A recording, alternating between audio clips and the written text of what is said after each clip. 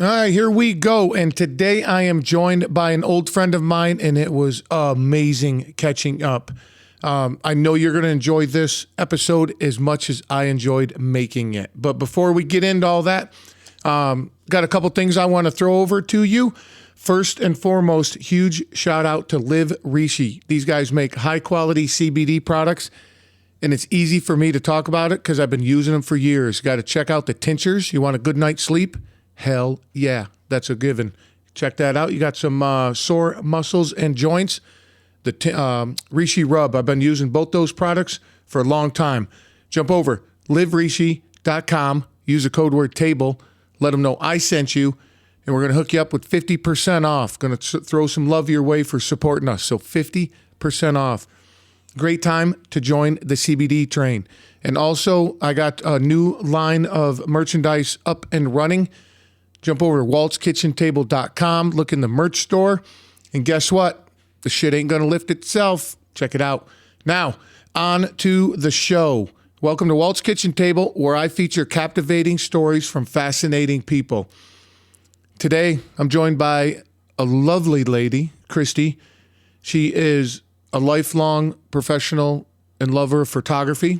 She's a cancer survivor, and she is a lover of Snickers bars. We're going to find that out. And just an all-around joy to be with. And try telling a professional photographer that, you know what, I got a newborn, my iPhone's good enough. Whew, that did not go over well. So enjoy that part. And the story about her mom with the gift of photos and photography. You know what? I'm just going to let her tell us. Let's get to it.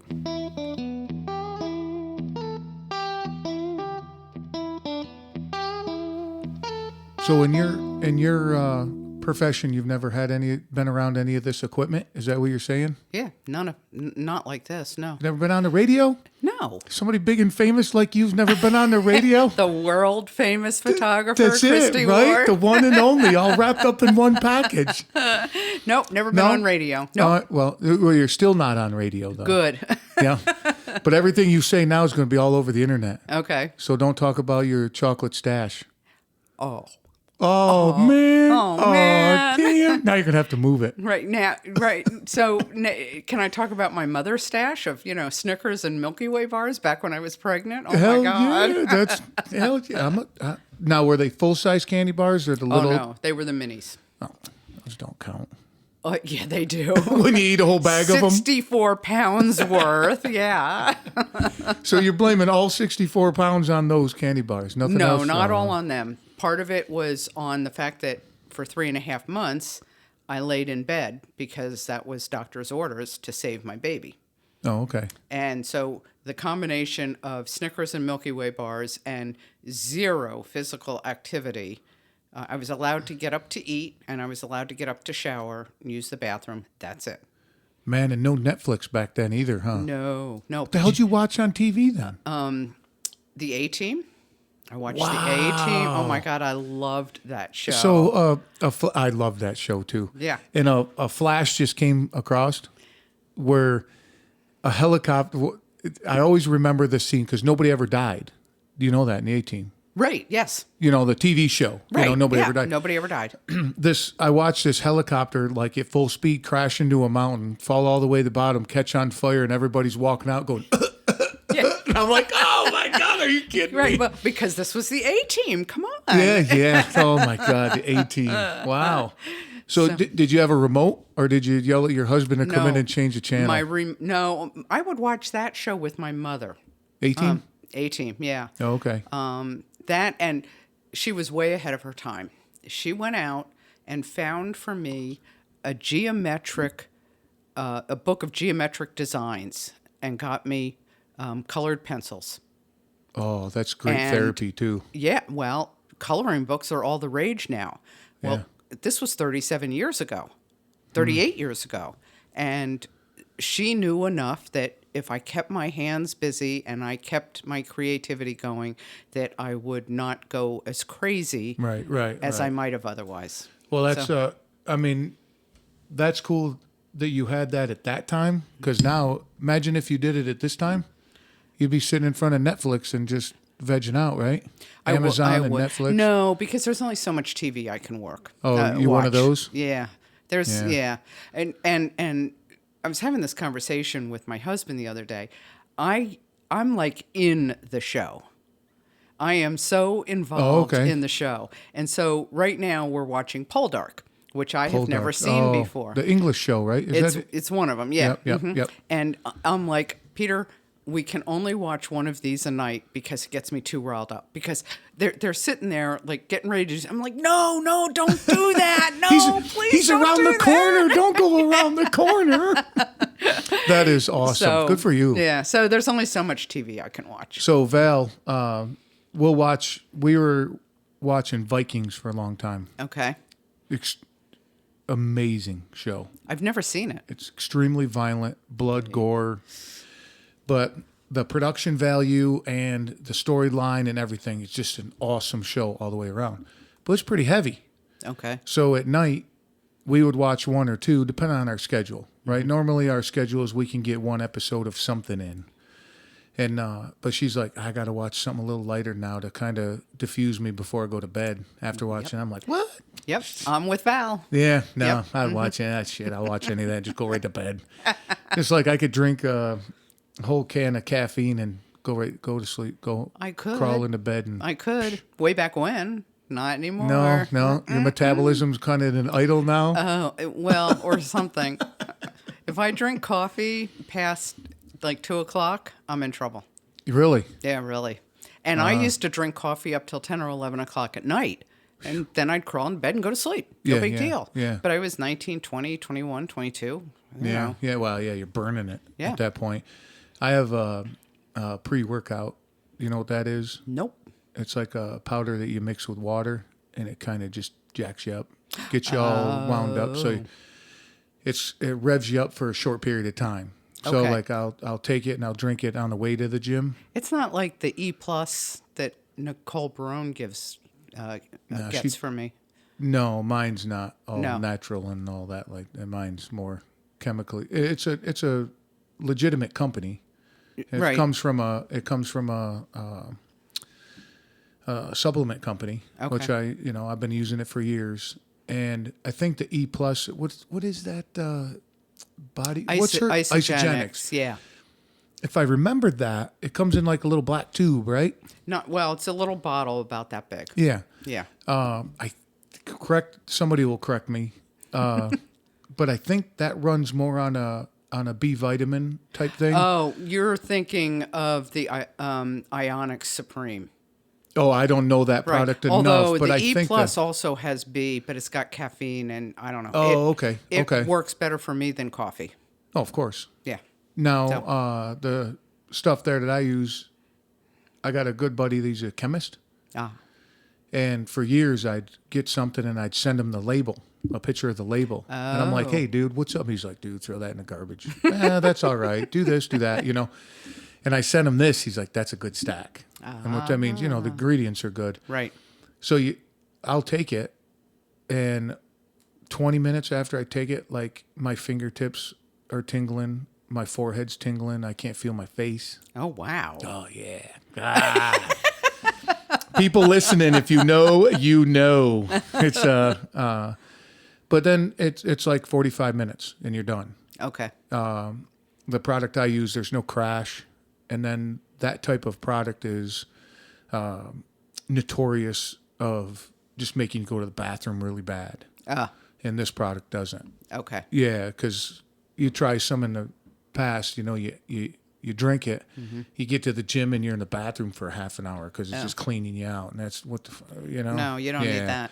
So, you supplement companies, there's way more questionable brands than there are legitimate brands. So you got to swim through that shit, right? Yep. So, yeah, but that's the caffeine. But the reason we got onto that tangent is I can't take that after like 5.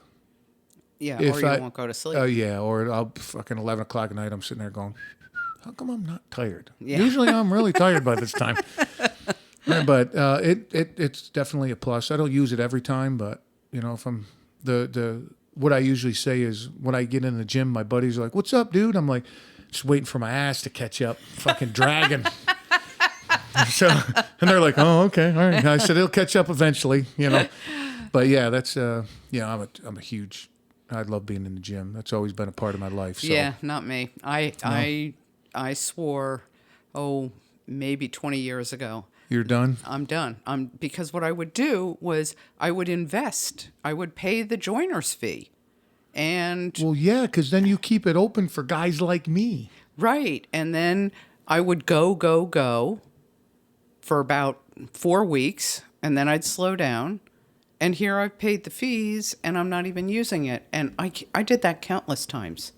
So I'm done. Done. No. No. Nope. There are other things I can do. I can do yoga at home.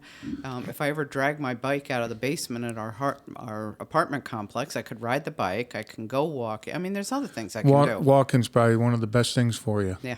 People disregard that, I think. But if you just walk for 20 minutes even, it's amazing. My husband, who is, he's probably going to get mad at me for saying this, but he's 78. And he's walking 10, 11,000 steps a day. That's awesome. Yeah. Now, is that part of his, that has nothing to do with what he does for a living? Or No, he just does it. He just walks out of the house and starts walking around or goes somewhere specific? One of his favorite places to go, and we've been there together and we both like it actually, is the cemetery. Oh, that's beautiful. There is an ancient cemetery near us in Hackettstown. It's got some more recent graves, but it's got 200 and 300-year-old graves, and it's all uphill and downhill, and it's lots of trees, and it's really beautiful. So he'll walk up there and walk around the cemetery and walk home again.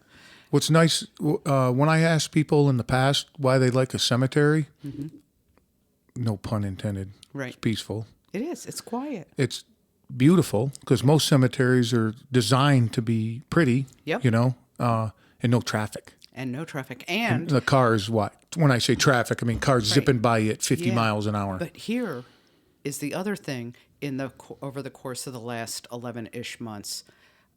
You don't have people, like when we go to a park or the Columbia Trail or something like that, there's tons of people on the trail. They're not wearing masks. They're not social distancing. They won't move over for you. You go to the cemetery, nobody's there. You can walk wherever you want. It's perfectly safe. Unless it's, what's it, Greenwood Cemetery? You ever been there? No. And the famous one in New York City?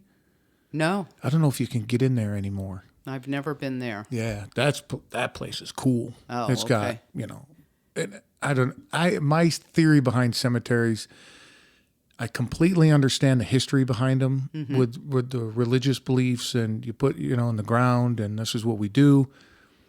But what a waste of space. So I'm not a fan of, I'm just not a fan of cemeteries. I'll give you an idea. My wife, she wants to be buried in a mushroom death suit. Oh, yeah. I've heard of them. They're pretty cool. Yeah, where you don't get embalmed. Right. Because the pores, mushrooms pores, pores detoxify you as they use you to grow. Well, here's what I want. I want my family to decide what they want, because I feel like funerals and all that kind of stuff, that's for the people left behind. 100%. That's not for me. At that point, I won't care. We talked about this. I talked about this before, but it's funny to bring it up.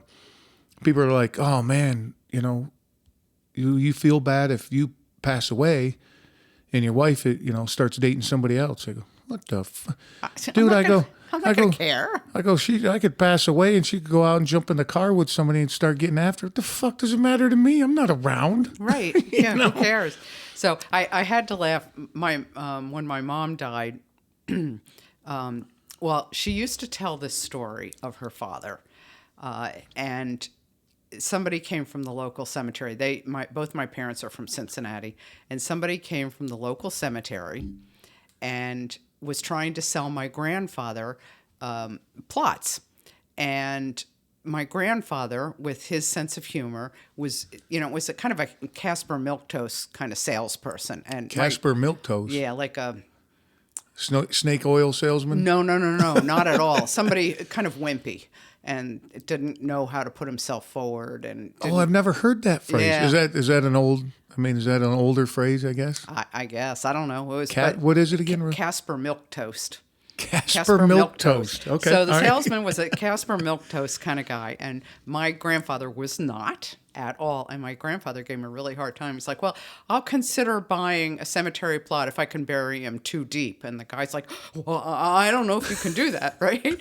So my mother dies, and my father goes to Fairview Cemetery in Westfield, and New Jersey. in New Jersey, yes, not Cincinnati, and lo and behold, my mother is buried in a plot that's 4 across and 2 deep. Well, I about lost. I'm like, oh my God, Mom and G-Pa are cracking up there. Oh my God, that is awesome. Do they really do? I guess they would do that if you set it up right. Well, they do it now. I don't know if they did it back when they were trying to sell my grandfather a plot, but they do it now. So I imagine the person on top would have to be 6 foot deep. So the I don't know. one on the bottom would be deeper. I have no idea. Oh, Not a clue. You Just let them take care of it. So now we have a plot of 8 in Fairview Cemetery, and there are only 2 people there, Mom and Dad. That's it. Jeez. That's a crazy industry. It is. You know that for a long time, a good business was reselling caskets. Did you know that? Ooh, no. You know how they did that? Yeah, they dumped the body in and reused the casket. Yep. Because you know a casket doesn't sit in the dirt. No, There's a sarcophagus around it. yeah, depending on where. Some states. Some places, right. Some states won't. Depending on the mandate that. soil and doing all that, right? But where I grew up, it was put in a concrete sarcophagus, basically. Yeah. And these are too. Where'd you grow up? Upstate New York, Where? Oneida. Oh, okay. Yep. Basically right in the middle. South Canada, some people call it. Okay. My son lived in Buffalo for not too 5 bad. years. Yeah. Yeah. Yep. Yeah. And so everybody would leave and they'd dump the body in and take the casket back. And resell it. Mm-hmm. So the guy at the funeral home said, "You bring that back, I'll give you, some cash for it." And they'd bring it back, and the guy'd take And cash, use it and again. he'd resell it. So, Yeah.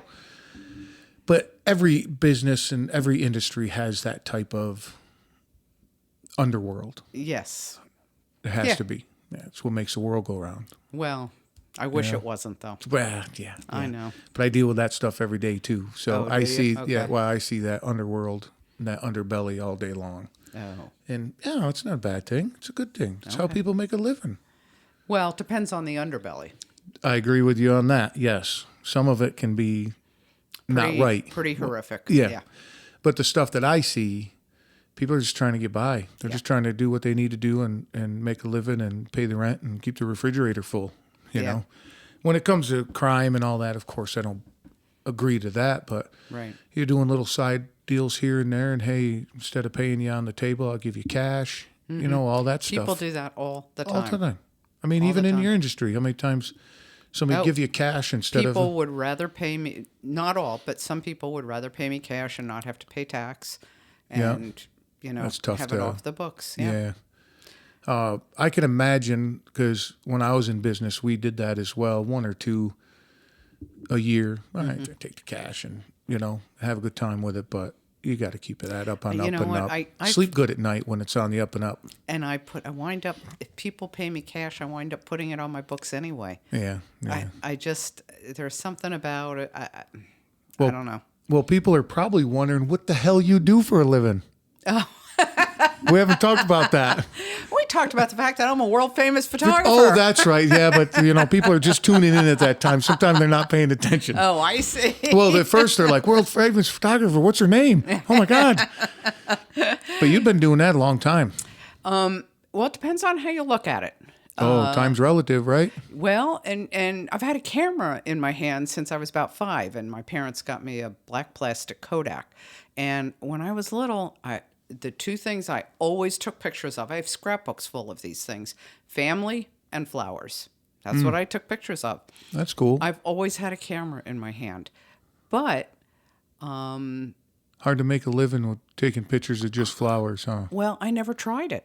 I was in insurance on the corporate end for 15 years. Ooh. I was in nonprofit serving people living in poverty and homeless families for 8.5 years. No, and then photography on the side? No. Oh, no. No. I went back to school and got my photography degree at the age of 52. That is awesome. That's when Congratulations. So I didn't know back, that. I went back to school at 50 and I got my degree at 52. That is awesome. And I started MC Ward Images while I was still in school. That is so cool. Yeah. So I've always had a camera, and I can remember, oh my gosh, in school being in film club, and I loved being in the dark room. Totally loved it. That's such a cool place. And in school, I was back in the dark room, and I loved it. So at 50 years old, you're in the dark room, just loving life, huh? Good for you. That is awesome. Yeah. Now, do you do dark room stuff still? No. Just all digital? I don't have the place to have a dark room. Okay. And never have. So any dark room work that I've ever done has been either in the high school dark room or the college dark room. Oh, okay. Yeah. Now, is there places out and about that, like, you can rent a dark room for? I think there are, but I've never looked into it. Man, that would be quite a niche to have. And there are people, I know there are people that are now starting to go back to film and do that. It looks so, the difference is incredible. Yeah, it is. It is. Well, and some of it has to do with the paper you're using, as well as the technology you're using to develop the image. Well, the camera as well, too, right? Yep. You got an ancient camera. That's going to take a different picture than the one you have today. It is. It is. And, you know, I have ancient pictures. I mean, some really cool family pictures that go back generations. And the oldest one I have, my Aunt Sally, I'm not allowed to call her Aunt Sally since I turned 18 because she determined she was too young to have an 18-year-old niece. So my aunt, Sally McGraw, sent me a daguerreotype. Okay, what's a daguerreotype? It's one of the original photography methods. Okay. And this is a picture of one of my great-great-great-grandmothers, and it was taken in 1856 in Germany.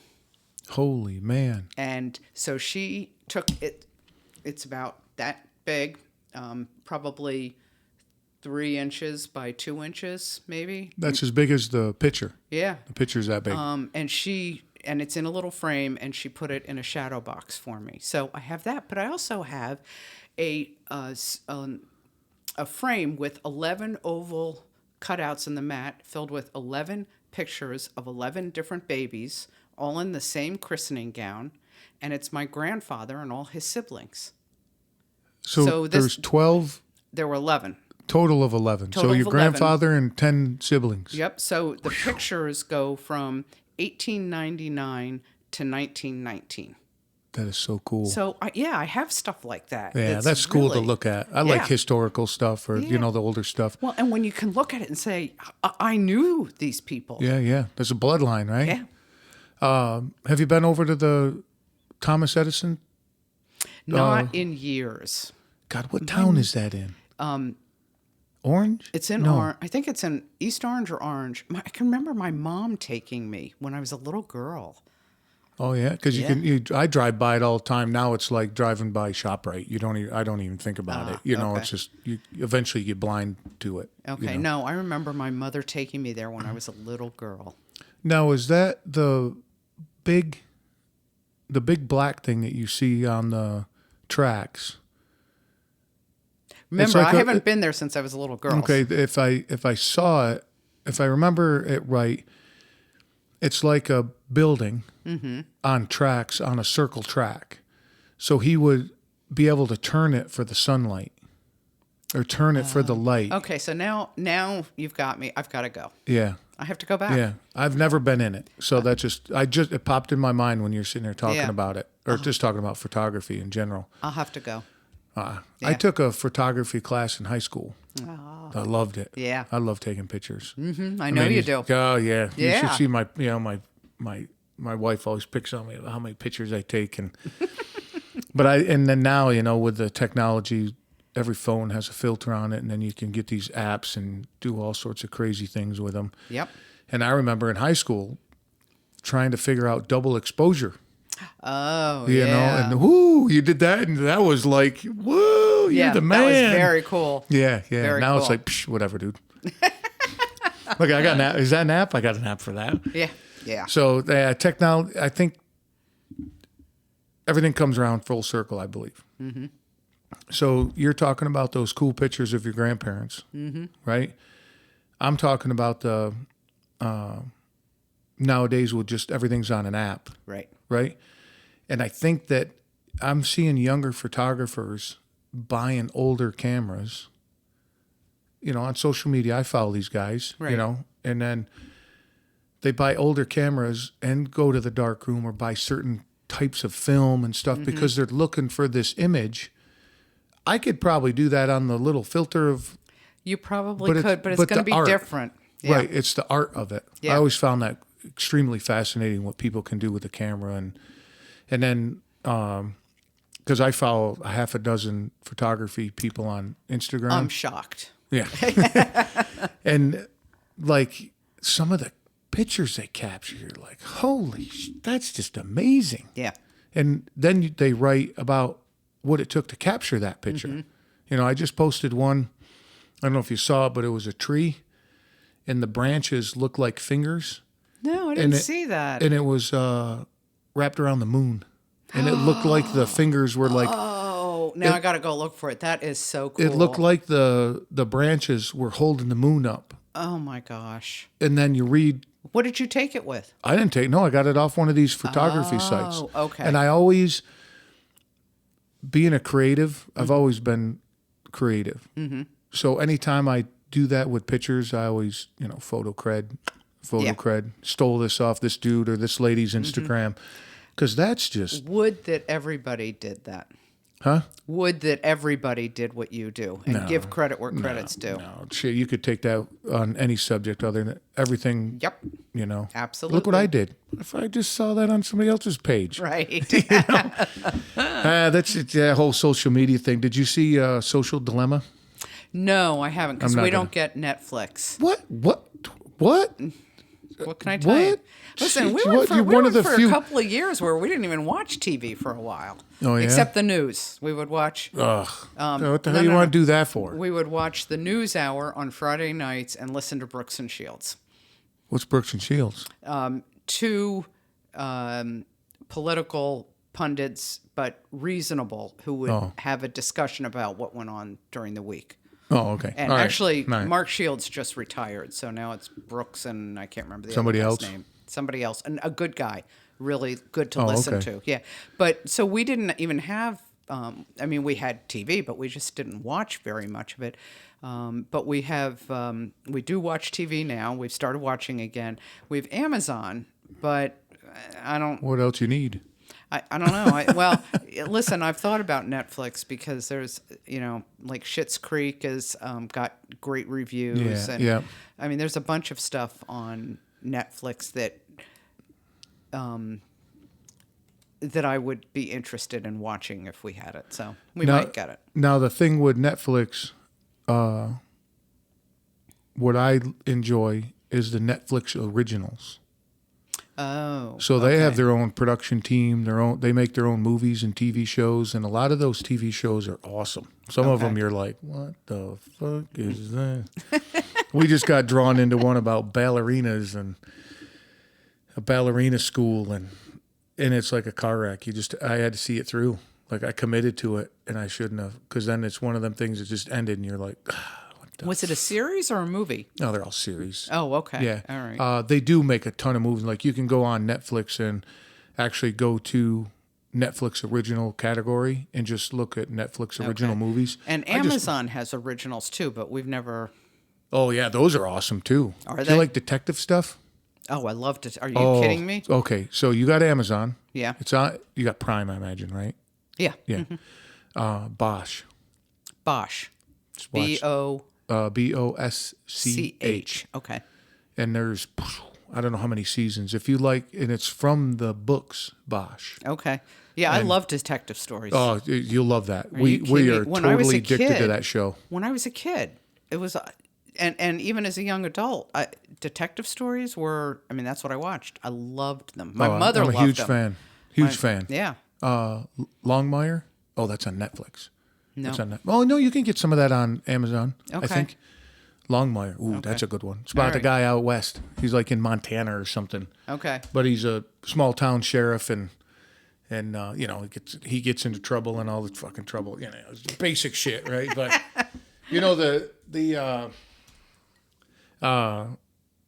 all that stuff. You know, it's got a format for TV, so everything is the same. But Bosch is awesome. And then another one with Sling Blade dude. You're talking to the wrong person. I have no idea what swing blade Billy is. Bob Thornton. Oh, okay. All right. Oh, God, now I'm drawing a blank what show that is. I'll have to, if it hits me. All we have to do is Google it. We'll figure it I out. don't like to Google on here. Oh.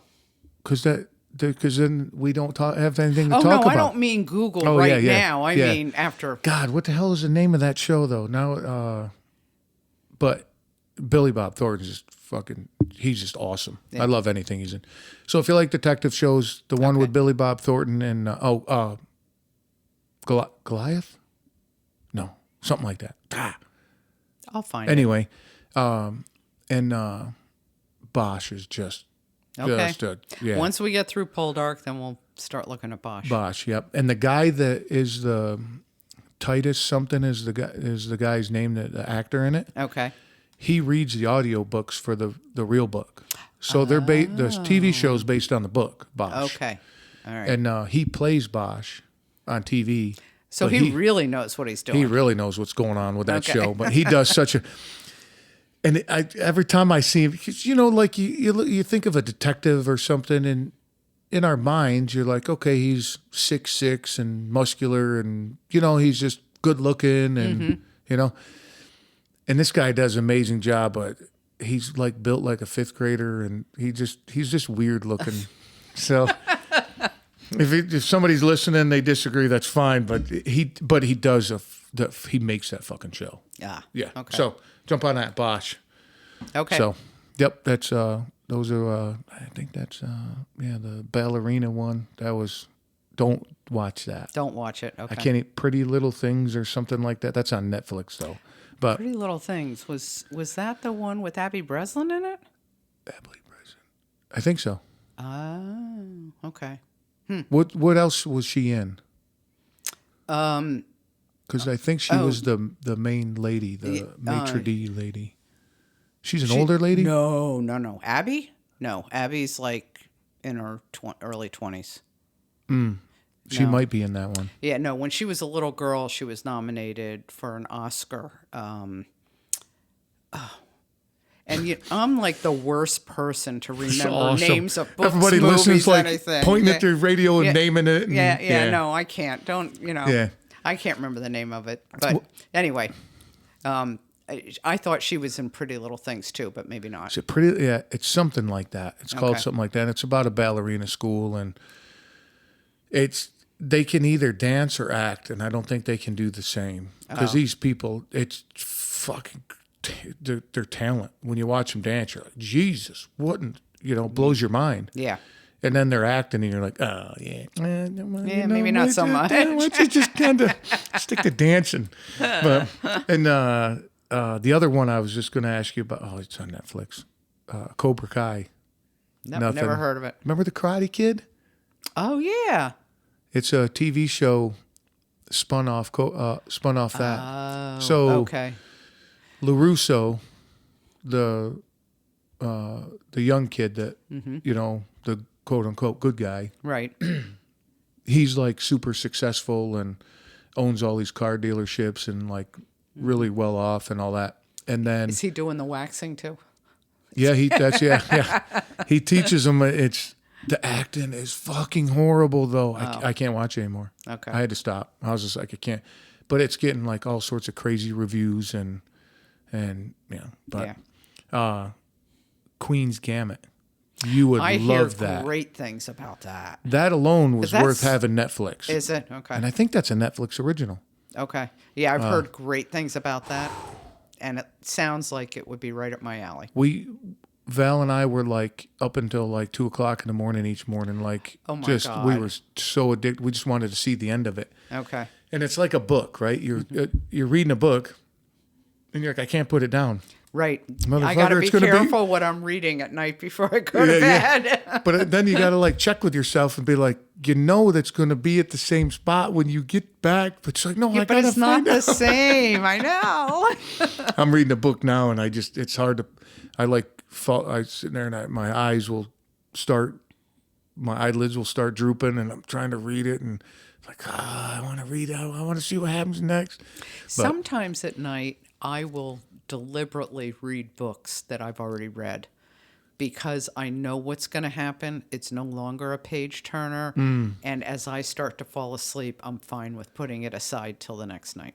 Yep, I have one of those. That's actually a really good idea. And I was doing that for a while on one specific book. Mm-hmm. I'm a big Louis L'Amour fan. Louis L'Amour. I Huge met fan. him once. Did you really? I would have loved to meet that dude. Well, it's a little late now. Yeah, well, yeah, but I would have loved to meet him. Yeah, no, I met him at a Mother's Day party that my aunt and uncle threw when they lived out in Pasadena. I was living with them for 10 weeks. I was an exchange student my senior year in high school. The nuns that ran the school I went to here in New Jersey also ran one in Pasadena, and that year they experimented with an exchange student program. Okay. So I lived with my aunt and uncle for 10 weeks while I was out there, and Louis L'Amour was one of their neighbors, so he was invited for the Mother's Day party. That is awesome. How old were you? 17? Oh my God! So you remember? I mean, you remember it well. I remember my time in California well. I barely remember Louis L'Amour. I mean, we were at a party together for a couple of hours. Yeah, and he's like, "Hey, how's it going? This is Louis L'Amour," and that was it. And then pretty much. So I had out in Colorado, I had every single one of his books in the leather bound with the gold writing. Oh, cool. Every single one. Okay. And his first autobiography really did a lot for me when I read it. I read it pretty young. Mm-hmm. I was in my early teens when I read it. and that was only 5 years ago. Exactly. Yeah. Thank you. And the way he talks about he didn't get along in school. Like he didn't, like he's like, man, I'm not learning anything. I'm just repeating what this teacher is telling me. Right. So he quit school and went on his adventures and stuff. And he talks about that, and that really hit me. And I just maybe became I should read that. That's really cool. I think he did a bunch of, not a bunch, but I think 2 or 3 autobiographies. Okay. And this was his very first one. I can't remember. Wandering Man? Okay. Ooh, maybe. Well, I especially love the fact that he didn't do so well in school because I was never a great student. He was not a good student. If I remember it right, either he wasn't a good student or he didn't care for school because he's like, this is not giving me any life lessons. What am I learning here to be successful at school? I love the fact that I went to the school I went to because the values that they instilled along with my parents are they contributed hugely to who I am. And I was a bad enough student that had I been in a public school, I would have fallen through the cracks. And it would have been a real problem. I believe my son was diagnosed with ADHD. And when I started researching all of that and listening to what the doctors were saying, the light bulbs went off. And I had ADD. I have ADD. And had I been in public school in a much bigger class with people who didn't care as much, I'd have fallen through the cracks. And they jammed you in a special ed class, and then you would have been or down not that. Back then. Remember, I'm 63 now. Special ed classes. I don't know that they existed back then. No. Yeah, they tried to do that with me, and because as I grew up, it was K through 6, right, and then middle school was 7 and 8, right, and then 9 through 12. That was my school too. Okay, Yeah. when I got to ninth grade, they're like, "Yeah, you're not. What's up with you?" And they tried to put me in one of those classes, and my mom's like, "No, Yeah. no." I had to 'Cause I- advocate for my son. There's no question. And he quit going to school in ninth grade because that's when it was in high school that they taught to the lowest common denominator. Oh, okay. All right, hold on a In- second. Okay? Go ahead. In elementary school, he had an IEP, and he had somebody in the class helping with anybody who had an IEP. But they taught to An the IEP child. is just so people. Oh, it's an individual education plan, I think is what it stands for. But they taught to the student. Junior high was a little tougher. When he went to high school, they put all of the special ed kids in the same classroom, And no now matter you're- what. And you're being taught to the lowest common denominator. And Greg is extremely bright. Yeah, So yeah. that went over real well. So that's when the school psychologist looked at his records after he refused to go to school, and they sent the truant officer. It was an interesting time in my life. They looked at the records like, this kid doesn't belong here. He belongs in a different kind of school. And I've been asking for that for 2 years in junior high. And Just had to get in front of the right person. yeah, I had to get in Yeah. front of the right person. So Like public school teachers, I commend them, man. That is something I wouldn't be able to do. I have come to the conclusion that every teacher who has ever taught in middle school has a place waiting for him in heaven. Oh, 100%. 100%. Yep. Just dealing with and even high school though. Yeah, but middle school is, that's because that's when all the hormonal changes are starting and kids are just off the wall. That's true. And then the other thing too is I would come home from school and be like, the teacher yelled at me. You know what my mom would say? What'd you do wrong? Yeah, you probably fucking deserved it. And I go, I did.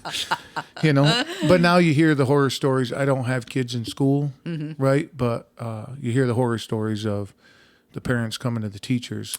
So nowadays with the teachers, dealing with a kid that says like, you can't do nothing to me. Yeah. And then knowing that right. they're going to get yelled at by the parents and stuff, man, commend If you all. I did something wrong at school, Get my ass kicked. I paid for it at home. No question about it. I would pay for Yeah. it both. Yeah. At school, I Oh, would get punished. Absolutely. Then I get home and they're like, "What happened? I did this." Well, what? Okay. Yeah. Well, now you're going to get. Yeah. And I was never. You weren't. I'll bet you weren't a horrible student. No. You weren't no, a horrible no. kid. I was never challenged.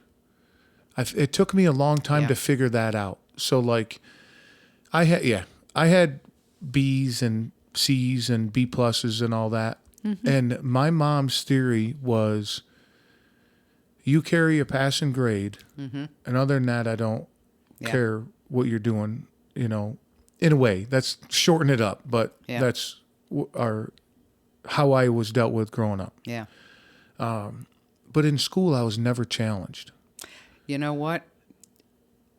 I came to the conclusion that was likely the same for me, or I was overly challenged and just shut down. Shut down. See, when I say I think about this, I say I wasn't challenged, but I didn't put in a lot of effort to be Right. challenged. So I Right. want to make sure that I'm not shitting on anybody either. Right. It's partly on me, Right. because I was like, fuck you guys. I'm going Yeah. to go do this. But like with higher education, the whole college thing, it's always a great conversation because my wife went to college, had an awesome experience, did well. She's just very academic to begin with. Not to Me. mention beautiful. Oh, she's gorgeous. Right. I don't know how she ended up with, me. 'Cause, Oh, come on. She married up, man. You know that, right? You guys are wonderful together. Oh, we have a good time. Yeah. Did you ever hear how we met? Did you ever hear our? You met through the chamber. Yeah, but do you ever hear the story behind it? Oh, no, I did not. Oh shit! I don't know if I ever told it on here. So if I did, I apologize. You know the story. If not, here we go. You want to hear it? I want to hear it. Absolutely. So Chamber of Commerce. Most people know what that is. It's Well, especially the Morris County Chamber. yeah, but people listening like all over the world. I actually have people all over the world listen to this thing. Yeah, it's amazing. Well, for anybody who doesn't know, Explain what a Chamber of Commerce is. Chamber of Commerce is a group of businesses, some large, ranging from very, very large to solopreneurs, who join together to share ideas, to give referrals, to share business. But Connect to make business. This particular chamber, you going to give a shout out? What Walt probably doesn't know is he's talking to a world-class introvert here. And had you told me 10 years ago that I would actually enjoy going to chamber meetings, networking meetings, I'd have told you you were out of your mind. And then just so people are listening, what a meeting consists of is everybody that's part of the chamber would meet at a location, and they can range anywhere from 8 to 10 people to 200 people. So when you're talking about being an introvert, now you got to walk in a room with 100 people in it and walk up to somebody and say, "Hey, I'm a photographer. Can I help you with anything? Or what can I do for you?" Of course, right. That type of thing. So just so people understand, get a baseline of what we're talking about. Yeah. Right. And the Morris County Chamber of Commerce has such awesome people in it that I'm not there anymore. I know. Man, I don't miss it. I don't miss it a bit. You don't? Oh, nope. You are missed. Oh, thank you. But hear this. I was never left floundering, number one. Wendy Long, right from the get-go, held her hand out to me. And but here's the thing. 3 years ago, I underwent treatment for cancer. That's right. Chemo, surgery, and radiation. Do you know what? If you don't mind, what type of cancer? Well, that cancer was breast cancer. Oh, okay. Yeah. The other, I've had all 3 skin cancers, but none of them have required that kind of treatment. It was surgery only. But here's the thing. It was the Morris County Chamber of Commerce who did the food train for me. No shit. No shit. That's awesome. Yeah, that's the they're kind. Good people. Yeah, they're awesome people. That's the kind of group it is. You know who didn't leave me floundering? Who? Tommy. Oh, Tommy's the best. Tommy Hilkin, fucking cock. You are awesome. We love you so much. Tommy He's a good dude. Hilkin He's a good is dude. the best. He's a great dude. And he's got a wonderful, wonderful wife in Cheryl. Yep. Great team. Yep. I always enjoy spending time with that fucking clown. Yeah. So, but get back to, so we got a baseline. So Val was working at a web development company. Right. I had the video company, video and photography. So I was letting people know around saying, hey, if you know web companies, we would, so if you went to this company and said, I want a new website, well, you're going to want video and photo on it. Right. This company at the time, I don't think they do yet either, but at the time they didn't offer that. So I said, hey, anytime you want to connect. And I was letting that known. And Vicky Hart connected us. Oh, it's all Vicky's fault. 100% Vicky's fault. Yep, I'll blame her till my dying day. But, and it was nothing. It was like communication you do with a client. Hey, no problem. Meet here. And, you know Val now, or you knew her then. She's just so polite. Yeah, no problem. This is if we can meet here. Da da da da da. And I was in a point in my life that I was not in good shape.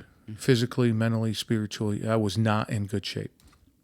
I was 60 pounds overweight, drug problem. Oh, yeah. I never knew. I didn't realize you were that much overweight. Yeah, I was, yep. And I went out partying the night before. Oh. And I woke up and I was like, I got this fucking meeting. I'm just going to blow it off. No, it's good for business. And that I was looking at it more of, I don't want to miss an opportunity for business. It was my mindset, right? So I got work boots, jeans, and this old beat up polo shirt on. And And it's the end of November. Oh my God. And I do No Shave November. A little side note, I lost my uncle. We share the name. Our names are the same because we were born on the same day. Oh. Well, not same year, right? But we share the same birthday. And he did not pass from prostate cancer, but he had a lot of issue with prostate. Mm-hmm. And when he passed away, I've always been a big reader of Men's Health. Okay. And in this little tiny blurb, they talked about No Shave November to promote men's health around prostate cancer. Okay. For the month of November, you don't. Back then, now it's all posh and shit, and I'm not a fan of it anymore. But back then, you just didn't shave. Okay. And so you got all grizzly, and people are like, dude, what's up with your beard? And you say, hey, I'm doing this to bring awareness, right? Mm-hmm. That was the thing. I said, that's kind of fun. I've always had a beard. And I was like, you know what? And for years, I was doing that. So it was the end of November. It was almost Thanksgiving. So my beard was all nasty and she still went out with you? Dude. Oh, man. Wait to hear this. So, okay. If you don't know my wife, she is petite, extremely talented and just, about everything that she does. Mm-hmm. And so she's coming out of a meeting, right? And, hey, Walt, nice to meet you. Hey, Val, nice to meet you. And she's like, I'm going to use the restroom. We'll meet at this table over here. I'm like, okay. She walks away, and I was like, fuck. Man, I should have changed my shirt. I should have combed my hair. Right? So we meet at the table. We're sitting there at the table, and out of my comfort, to stay in my comfort zone, I just go right into my pitch. Okay. I've had the business for a while. I did, pitch was, your business pitch was simple. Hey, this is what we do. This is how we do it. And she's sitting there looking at me, and I go, is there something wrong? Do you have a question? And she's like, I lost my train of thought. And I went, oh shit. Val lost her train of thought. Yeah, and my gosh. I went, oh shit, this is a different conversation now. So completely changed. We got talking about things we liked and all that kind of thing. And she goes, I like to dance. Mm. And I go, I'll dance some fucking soles right off your shoes. And she looked at me the same way you're looking at me. She gave me an up and down. And here I am, this big burly guy, and she's like, really? I go, yep. That was on a Thursday night, or Thursday morning I met her. Saturday we went out dancing.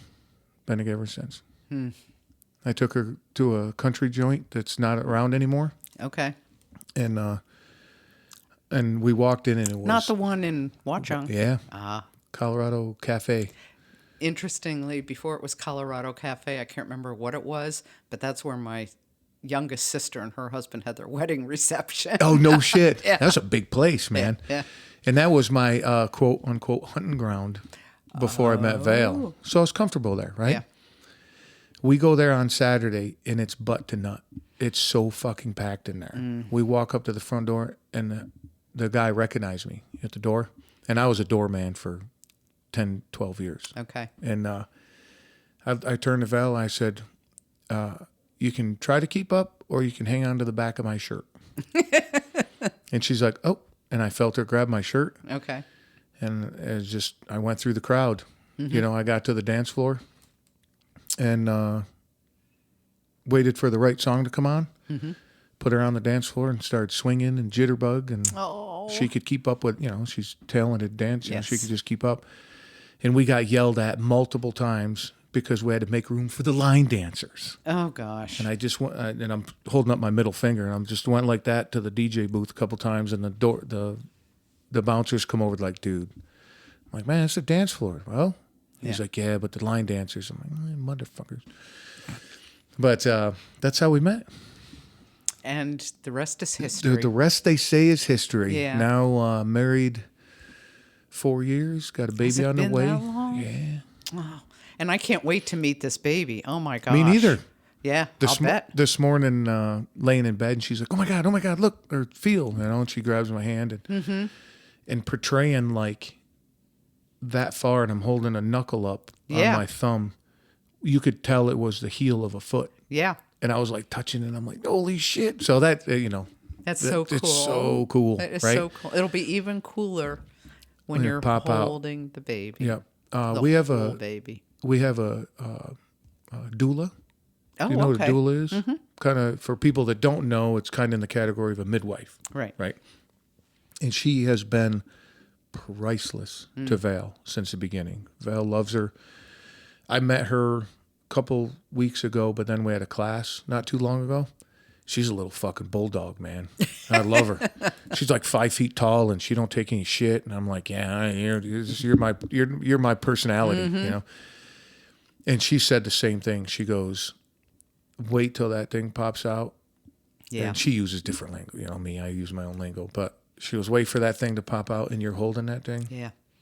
You will. Nothing will ever be the same. Nothing will be the same. Yep. Not ever. So I had a guest on, and it was a couple episodes ago, and I think it's, if you want to go back to it, it's called, I Just Took My Ass Home. That's the name of the episode. Okay.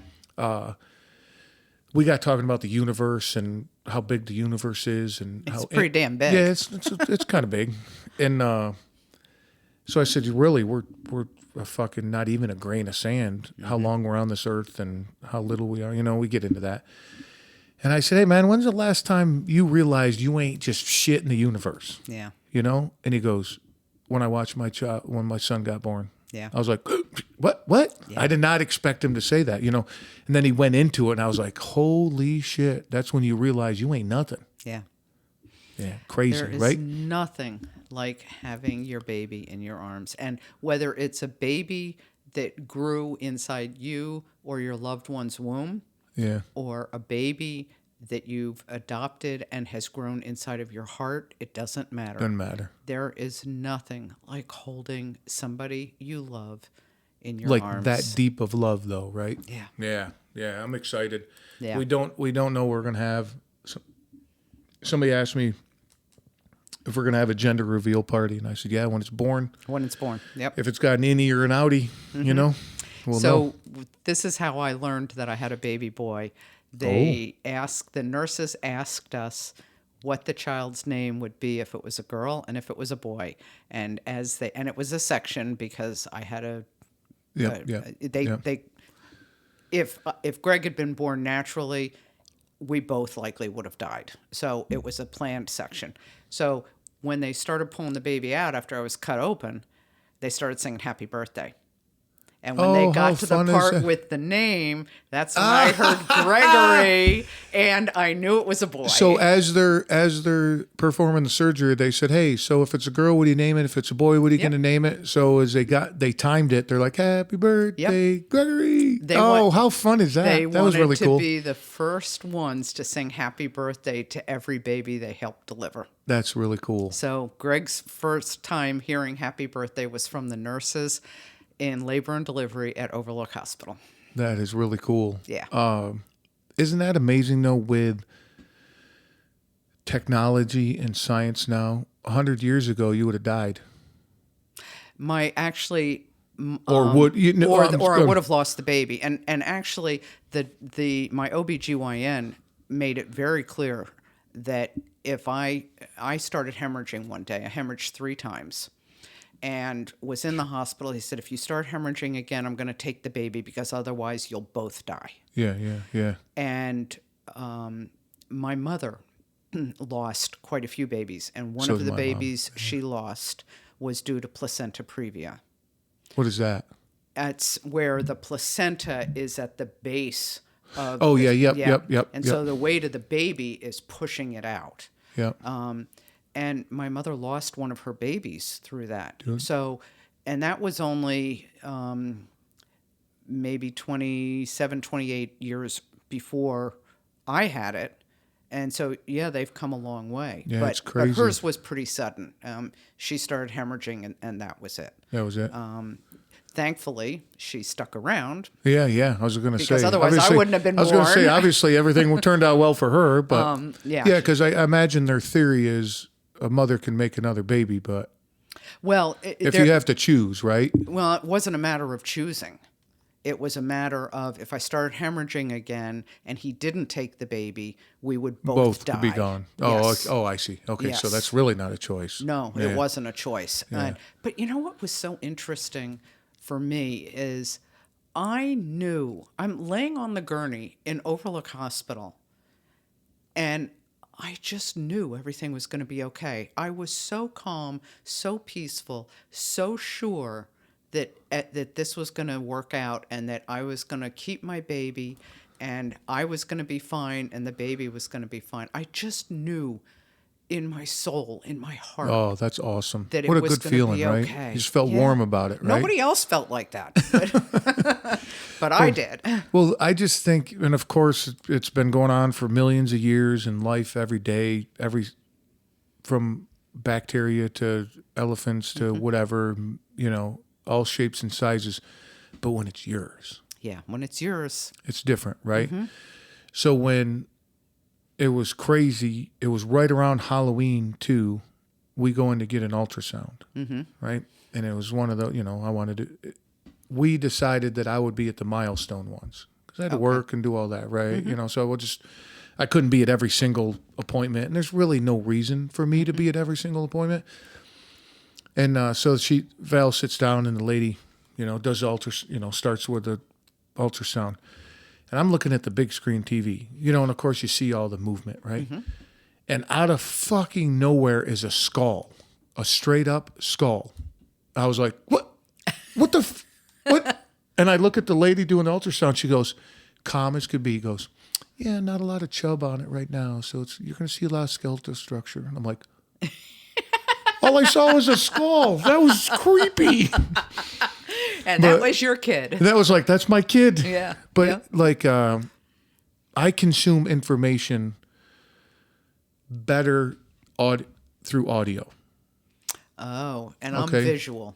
I'm much more visual. Like for me, if I read a book or if I listen to the book, like on audio or Audible, Yeah, I'll consume it better listening to it on Audible. and You're a visual? totally. Okay. Yeah. So as once we figured out Val was pregnant, I spend a lot of time on the road. I drive a lot. So I get some podcasts that talk about pregnancy. And I found one that it's only like 5 minutes long. And each one, it's every week. So this week it's this big and this is what's developing. And Oh, cool. and it was like, listen to that shit.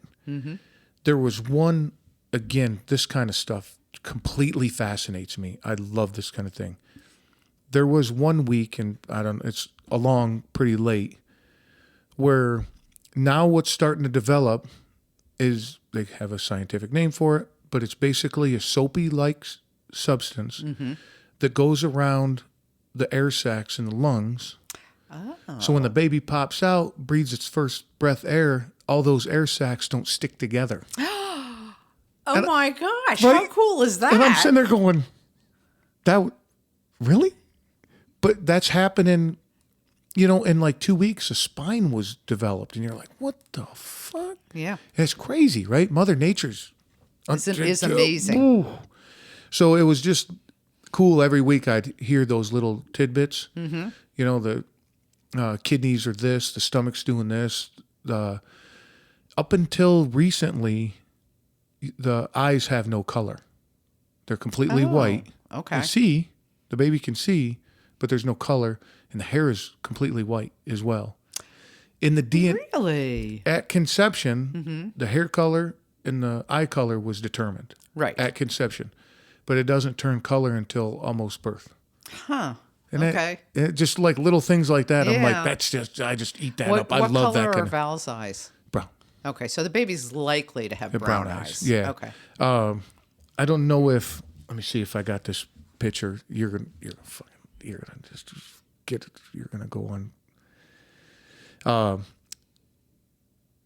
So we always wonder what the baby's gonna look like, right? Oh, yeah, of course. And, you always have speculation and, okay, if it's a boy or girl, and you're going through names and you're doing everything that new parents do, and we're just having a good time with it. So once I found out that we found out Val was pregnant, and I said, and so when Christy starts laughing, because she's definitely going to start laughing. Uh-oh. My wife is Korean. And I said to people, if it's a boy, he's going to look like that. So the picture that I showed, Val that, and she goes, he's not Korean. I'm like, semantics. It's the first Asian dude with big muscles that I could figure out. That is perfect. Is that funny or right? Oh, my gosh, yes. Hang on a second.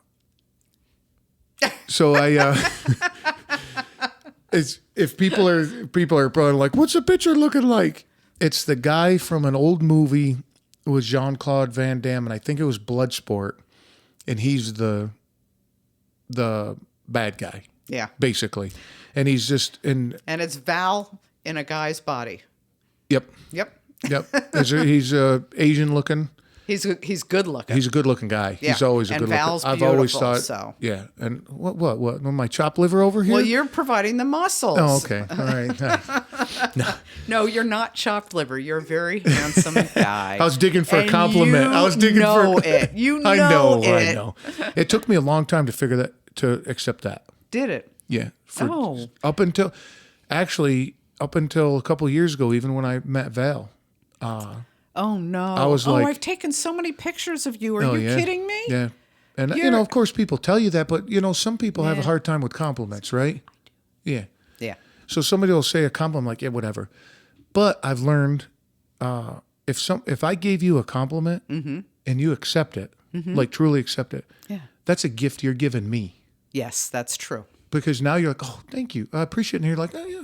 Yeah. See, thanks, man. All right. Absolutely. If you're like whatever, you're like, oh, well, fuck that, dude. Well, and here's the other thing is, people look at me kind of funny sometimes when I say this, but I believe that everybody has beauty, and it shows in different ways. Absolutely. Everybody has beauty, and I don't mean beauty as Like a in runway feminine model way, or no. no. But everybody has beauty in their face, in the expressions in their eyes, in what they give forth to others. The easiest way to see somebody's beauty is laughter. Get somebody to laugh. I've never seen a quote unquote ugly person when they're laughing. No, not ever. Yep. That's when they're, because now when you're laughing, you're in the moment and you're not thinking about anything else. You're not, your mind and your emotions aren't drawn down by societal demands. It's funny. And I did a photo shoot back in December of a few people, a corporate photo shoot. And my favorite picture in the whole thing was one of the women as she was laughing. yeah, Oh my gosh, it's beautiful. She's beautiful. well, the picture that I use of me laughing on my artwork for my show, I didn't know they were taking that picture. Ah, And you can't replicate that. you can't replicate it. No. Yep. Like a week after that event, the photographer came up to me and like, hey man, I took this picture. And I'm like, holy shit, that's amazing, dude. Yeah. He's like, you look great. And I was like, Yeah. and I've been using that. I think that picture portrays a lot of what I am. Who you are. Yeah. So Yeah. that's why I use it. It's real personal to me because Yeah. I love life, man. I love it, like when I'm working out or when I'm working on a project in this, like at night, I'm a savage at it. I get after it. I work hard. But I just love life, man. I love laughing and I love conversation. Shit, that's why I started this whole project, you know? It's funny because one of the things I use for my picture on Facebook, the personal Facebook page, I have a tendency to go like this when I start laughing. And when it was, do you remember Robert Michael? Oh, yeah. Okay. Him and I did not get along. Oh, okay. That's all right, though. Well, He's very talented, by the way. Yes, he is. Very talented. And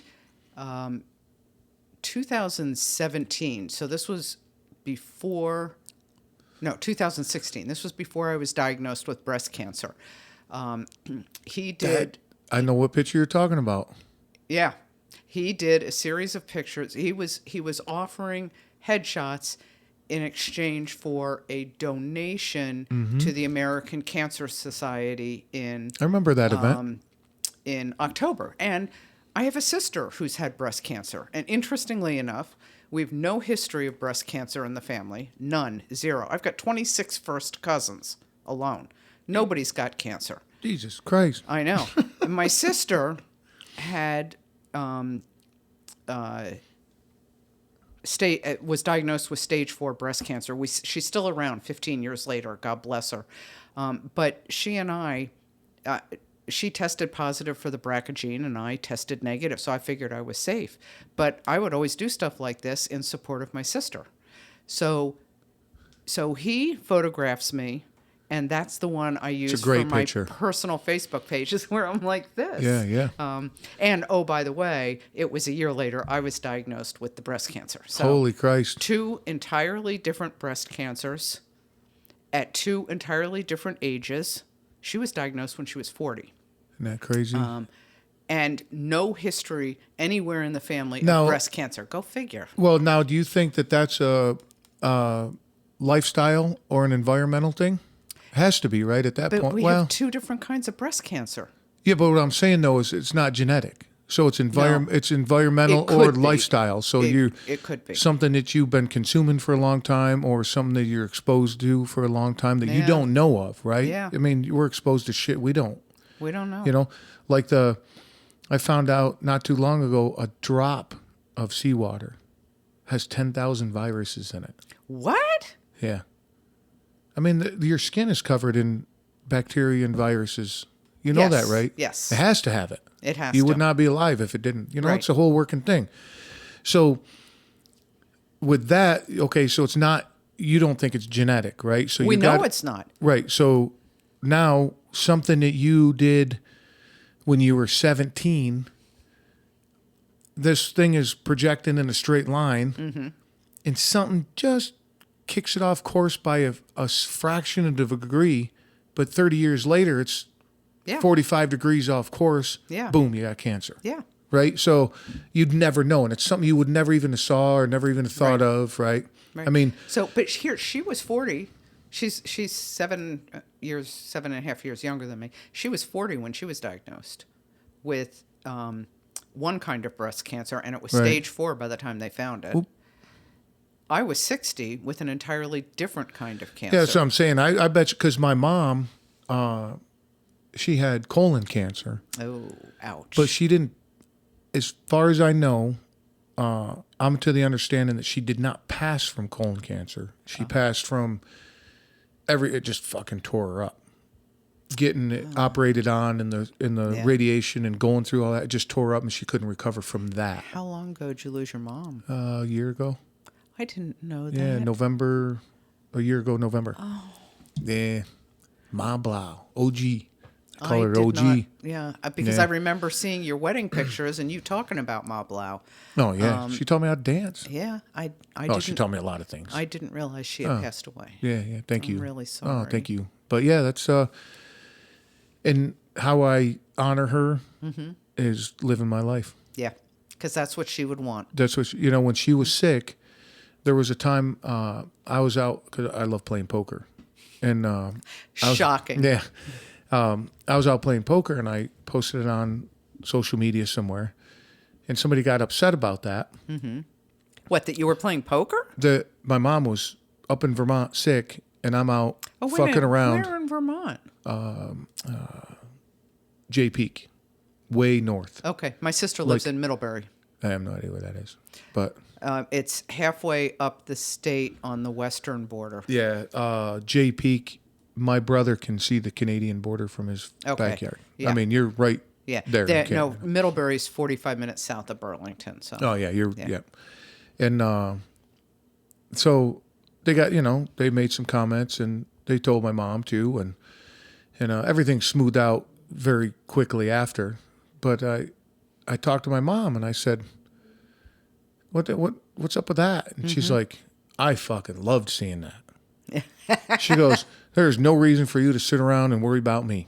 Yeah. She goes, I am unbelievable. The last real conversation I had with my mom, because I kind of had a conversation with her right before she passed, but it wasn't, she was so out of it. Yeah. It was on the phone, and she says, I raised my boys, They're all happily married. They got good careers, kids. She goes, because Yeah. at that time. Yep. And she goes, that's what makes me happy. That you guys are out living your life. She goes, the adventures and stuff that you and Val go on. She goes, it just warms my heart. She wasn't a warms my heart kind of person. She just, she was kind of straight to the point with her. She goes, I love seeing. That's where you get it from, huh? Yeah, I get it. Yeah, I get my mouth from my mom. My dad hardly ever swears. My mom, but using the word fuck like a comma, But, So my son's going to be appalled when he hears this because I get mad at him for dropping the F-bomb with me all the time. Now, I'm much better with it. I used to be, because the industry that I was in and the people I was around. Now at work, I use it quite a bit. I mean, just how you communicate with most of the people that I deal with. They understand that. If you walked in tippy-toed and all polite, they're just going to run you right over. I wouldn't last 2 seconds. Yeah, you got to be aggressive with them because that's how they. I've been known. Let's put it this way: I had one boss. Who said, she took me aside. She said, "Christy, you can stop your assertiveness training classes now." Well, I always just before, not too long before you come, I call them dealers. So they have a primary business and they rent trucks on the side. Okay. How I communicate with them, I yell at him, top of my lungs on the phone. Wow. And he just understands that. Okay. And he's a fucking sweetheart. He is an unbelievably nice guy. But if you walked in and talked to him right now, he's just so hard-edged to anybody that comes up to him until he knows who you are and all that. And I've been dealing with him. Like my first day meeting him, I'm like, hey, man, I'm your U-Haul guy or whatever. And he's like, yeah, whatever. What the fuck? And he grumbles. And I just followed him along. I said, listen, man, I'm here with you, and I just did my thing. And we've been good friends. Not good friends or nothing, but You work well together. we work very well together. And he trusts me when he calls me. He knows I'm going to handle it, and vice versa. And I can walk into his place at any time, sit down at his desk, throw my feet on his desk, and he's like, hey, what's up, dude? Yeah. He's just a super nice guy, but he's just hard on. He's an old school guy. He's like 67 years old and Watch it. Extremely racist. He's extremely racist. Oh, that would be hard for me to yeah, swallow. and he uses harsh language in that realm. Yeah. Right, but at the core, unbelievably nice guy. And he'll do anything for you. Yeah. I would struggle with the racism thing. Where I am in Newark, just today, a dealer called me and said, "Hey man, you all right?" And I said, "Oh, shit, yeah, of course I'm all right. What the hell's going on?" Because I drive a big work truck full of tools, and so I can work on things. And I said, "Yeah, of course I'm all right, dude. What's up, man?" He's like the Snap-on tool guy. You ever see the trucks Snap-on tool? Oh yeah. He got held up at gunpoint on my route today. And I was like, oh shit, okay. All right, thanks for the heads up. End of the month, people are getting desperate for money. Yeah. So I get aggressive, like people get aggressive to me like that. What's in that truck, dude? That's hard to my father was held up at gunpoint. He used to volunteer after my mom died. He would do this, I guess, in mom's memory, whatever. Oh, there's nothing like giving back. He would go into the city, and he was living in Mountainside at the time. He would go into the city, and he volunteered at Covenant House. He would go out on Wednesday nights with the van, giving soup and sandwiches and tea and whatnot to the kids on the street. He was the only man at the time who had ever been allowed on the floor with the young pregnant women and the young moms, the only man that they ever allowed on. And they would fly him around the country to speak on their behalf. So he was in and out of the city volunteering for Covenant House all the time. What year was this? You're talking New York City. New York City. This would have been, Mom died in 84, Dad died in 89.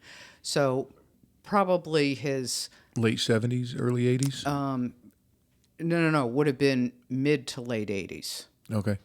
Okay, yeah, because Mom didn't die till 84. Oh, okay. Yeah, that's right. You said. So, but he was held up at gunpoint at Port Authority. Oh, yeah. And In the late 80s in New York City? Really, Hell yeah. it was really traumatizing to this Really? man. Yeah. Yeah. To have a gun pointed at him. Absolutely. That's nothing new to me. Yeah. To remember, this is a guy from Cincinnati who, while he had been in and out of the city his entire life, had never been held up or attacked in that way. Yeah. Lived in the suburbs. This was... Well, the thing is, too, most people, and I'm going to generalize here, most people don't know what true violence is or have dealt with true violence. Sure, you see it on TV, you hear people talk about it.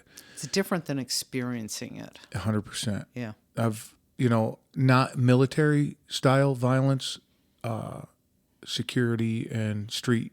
I've Right, and been I've not firsthand thankfully violence of that. Yeah, I have not experienced it. Although, but the thing is, though, the people that a little bit of soapbox on me with this stuff is when people they don't look down on people that know how to handle violence, but they're like, what do we really need? Or I'm having a hard I time. wouldn't know how to handle violence. I'd be scared to death. Right. There's a saying that I like. It says, nobody favors the warrior class until the enemy's at the gate.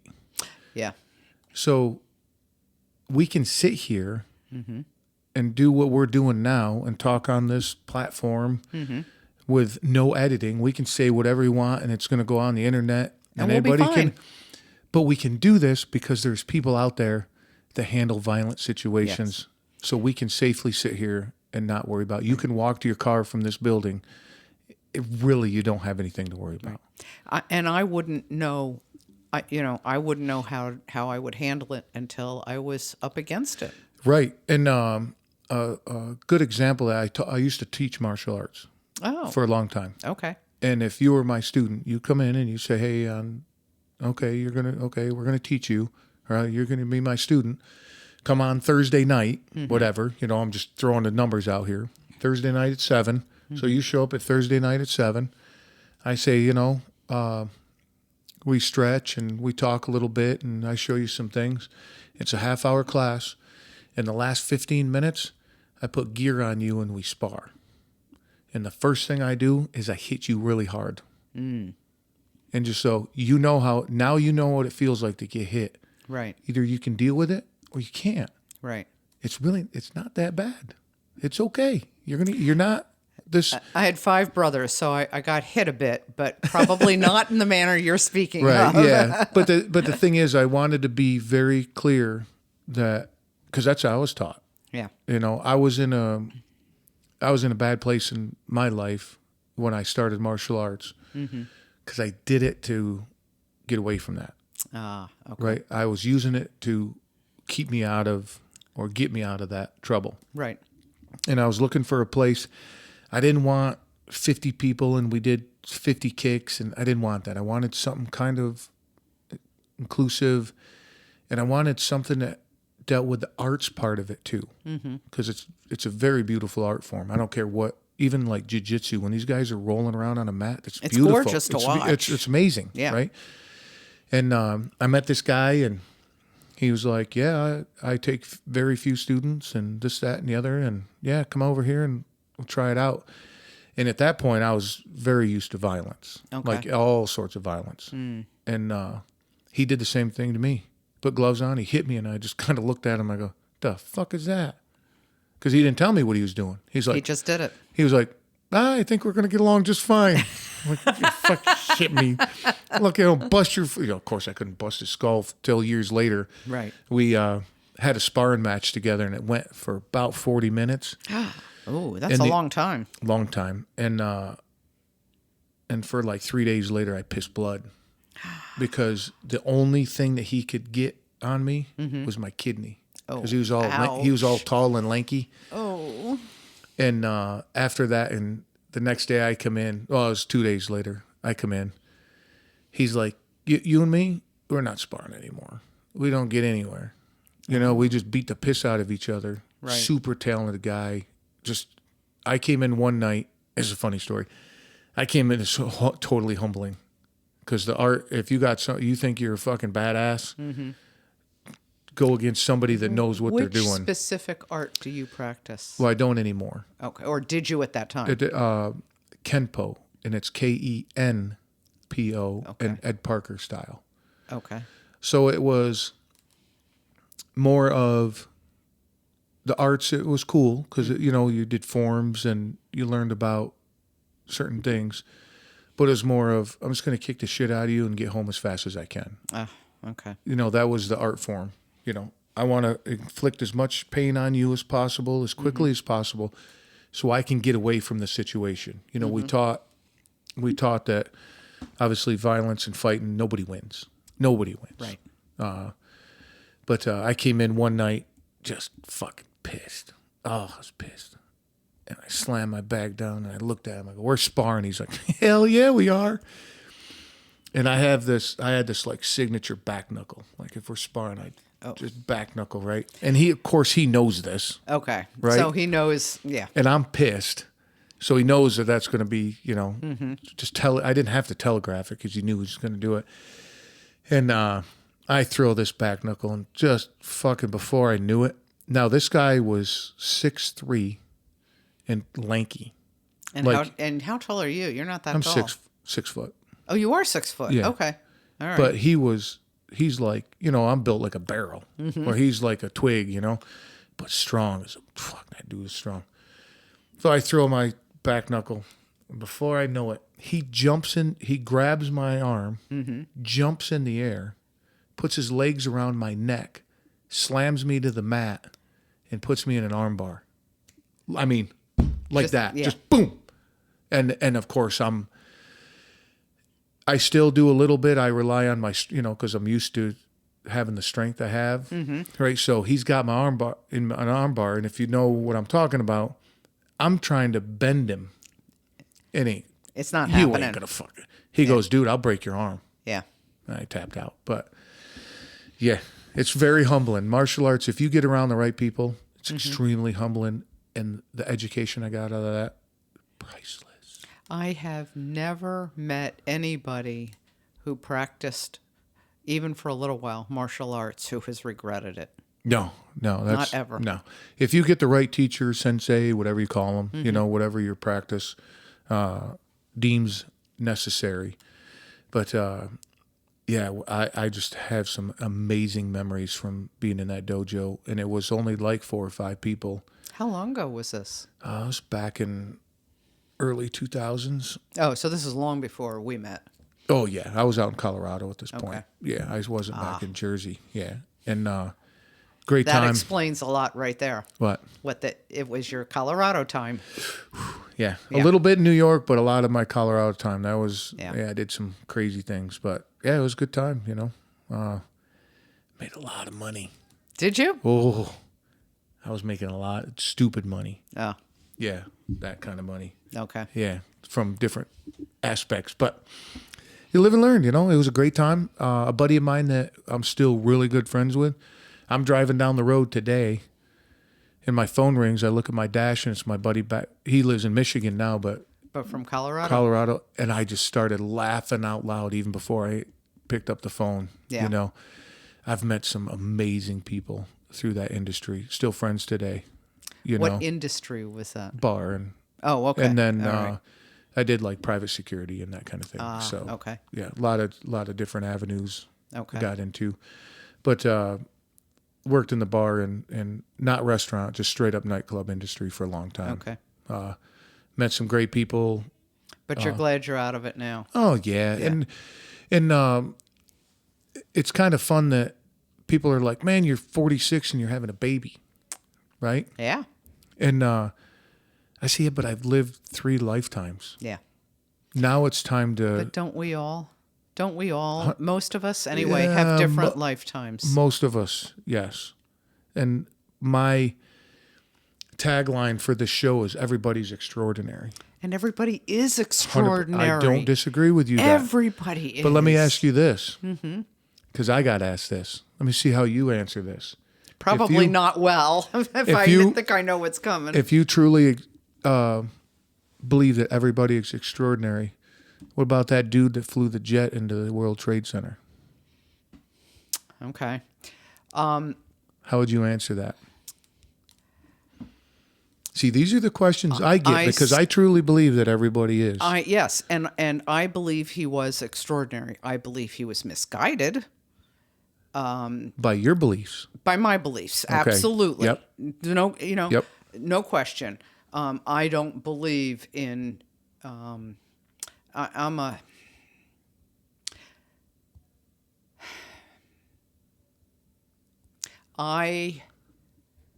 I really believe in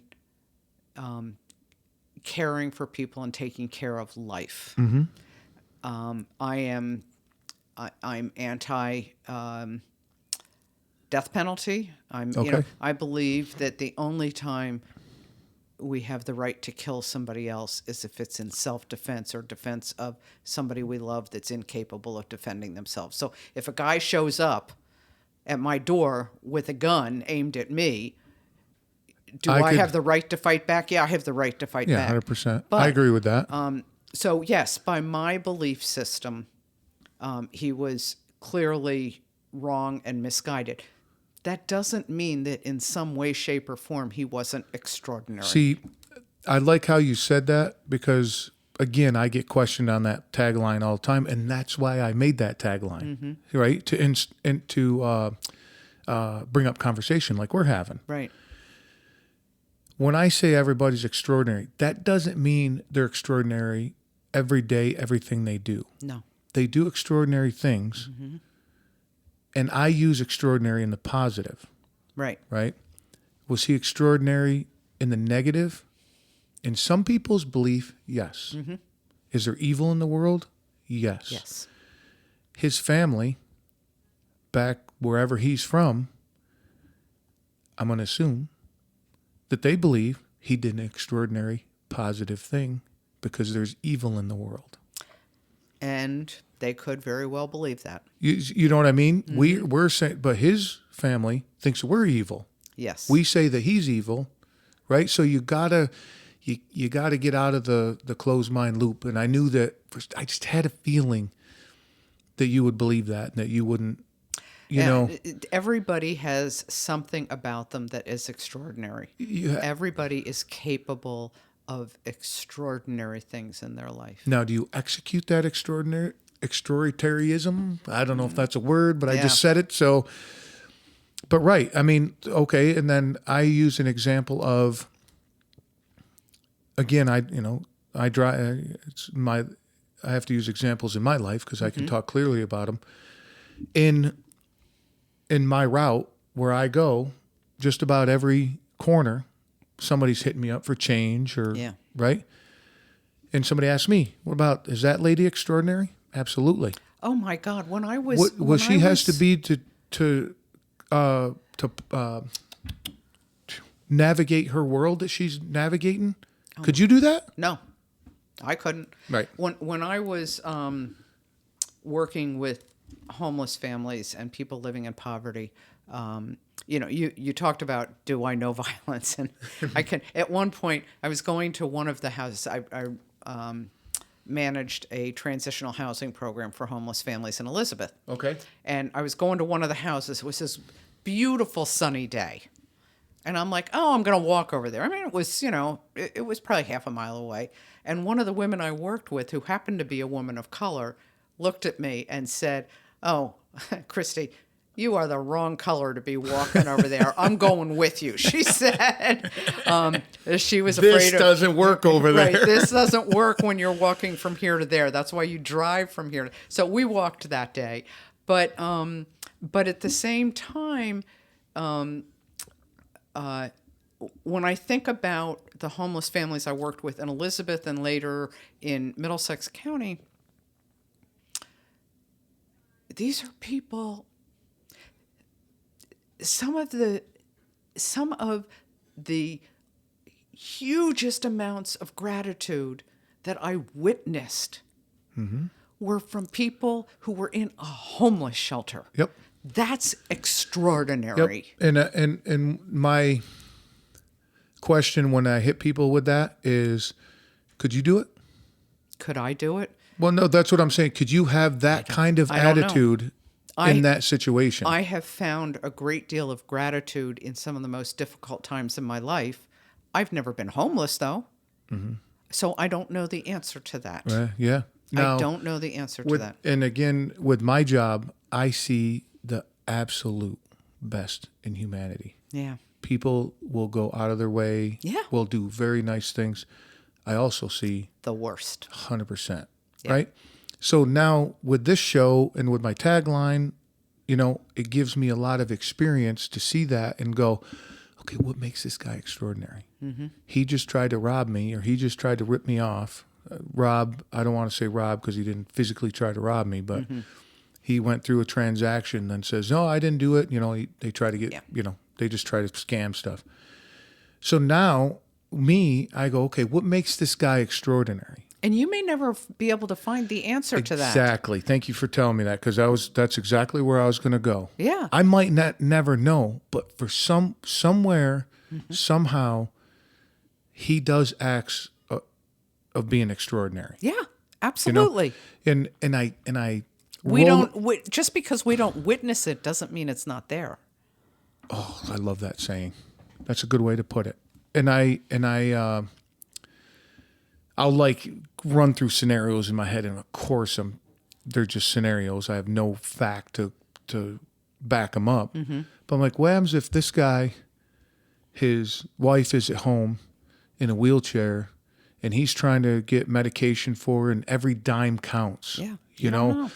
And I'll refund. Certain things will happen. I won't get too long into it, but somebody will say, I didn't use that and I want my $12 back.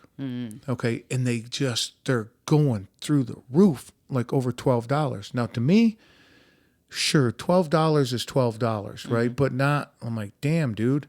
But then I remember there's times in my life I'd slit a motherfucker's throat for $12. And you know what? That could be his family's meal for food for 2 days. Yep, exactly right. So I try to, of course, my judgment and everything jumps right to the negative and what the fuck and all that. But when I take a step back and I breathe and I go, okay, I don't know this guy's situation. And I'm saying guy, it could be woman, everything. But, I don't know this guy's situation. I don't know what he goes home to. I don't know what he's trying to do.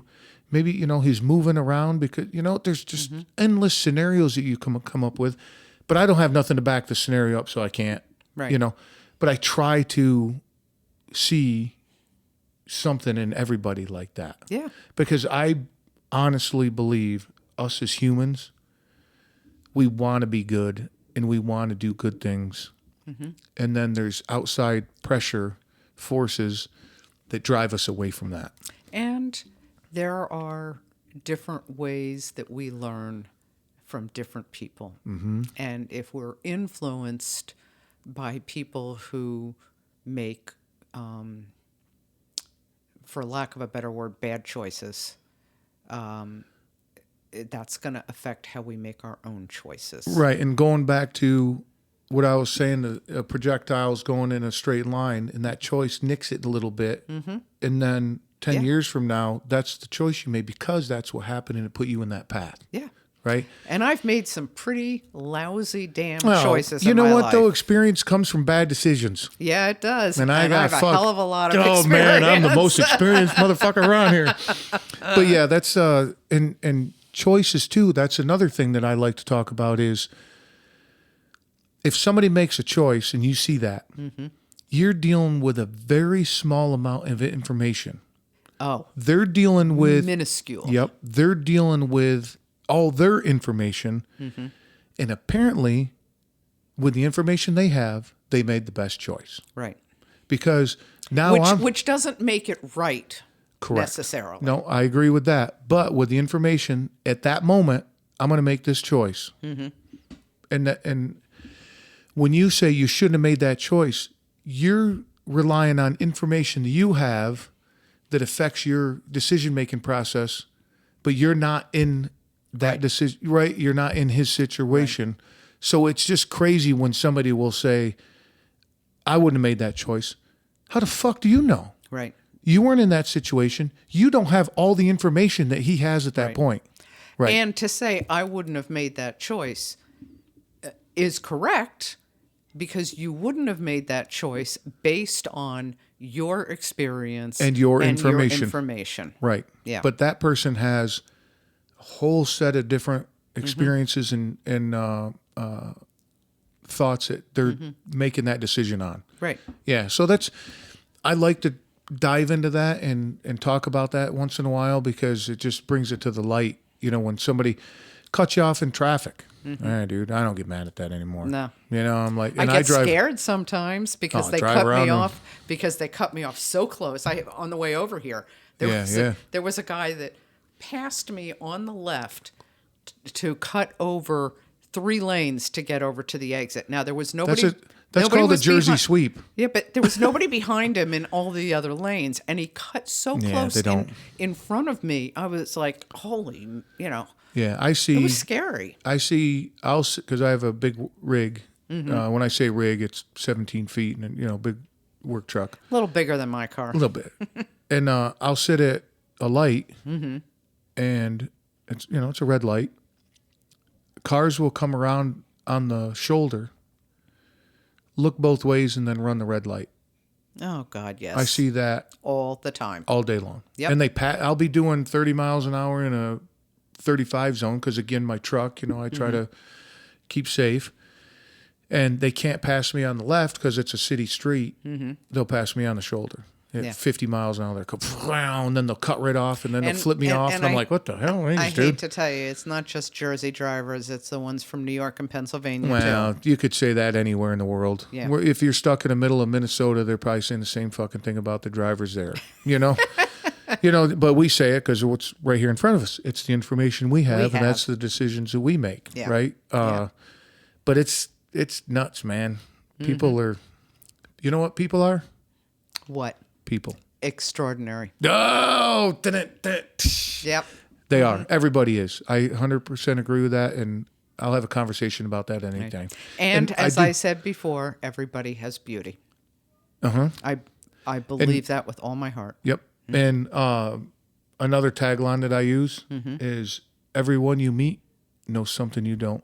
Oh, boy, is that true. Yep. In fact, everybody I meet knows a whole lot I don't know. Yeah, but if you check your ego and truly listen.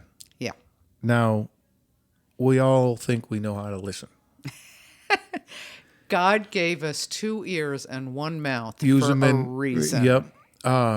Listen to somebody and they expect that you're not waiting for them to finish talking so you can say what you want to say. That's the easiest way. Or... yeah, just listen to people. And even like I talk about, even people your mom, your dad, your sister, if you take a minute and listen and like not go, oh, fuck, here they go again. Yeah. And the reason they're doing that is because you didn't listen to them. I found that out with my dad. Because the classic thing with parents, right? Same fucking stories all the time.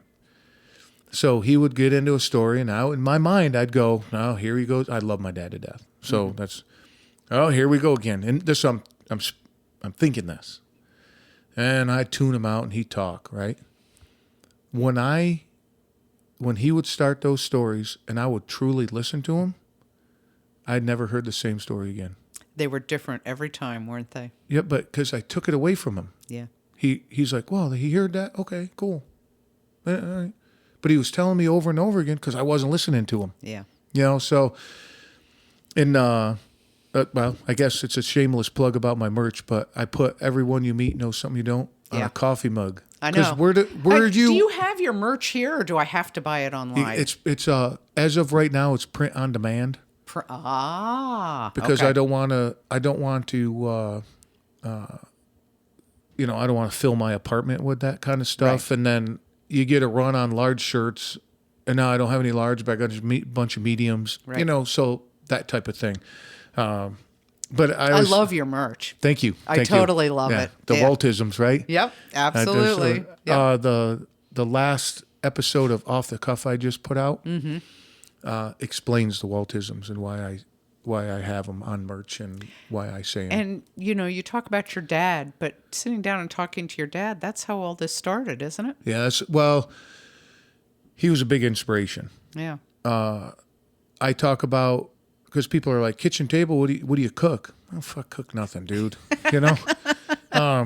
And then once I explain to them why it's called a kitchen table, then they're like, I get it. Yeah. Because, again, if you don't know, when you go to somebody's house, where do you hang out? The kitchen table. The kitchen. Everybody congregates in the kitchen. Yep. And it was like that growing up.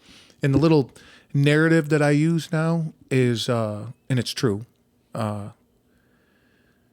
some of the best life lessons, conversations, stories, punishments, everything, I got at the kitchen table. My mom showed me how to balance my checkbook at the kitchen table while she's smoking, Yeah. Oh, yeah. And that's how you do it, and this raspy voice, and sit at the table and be like, hey, this happened at school, or this is what's going on. This, and you just life lessons, right? And conversations and stories. Stories were just abundance, and my dad loves telling stories, and I could listen to that fool all day long because he's just got that voice for it and the cadence, and so this project started that way. It was like rumbling in me for a long time, and I wasn't sure how to put it together or what platform, or like a podcast. I never thought about it as a podcast, right?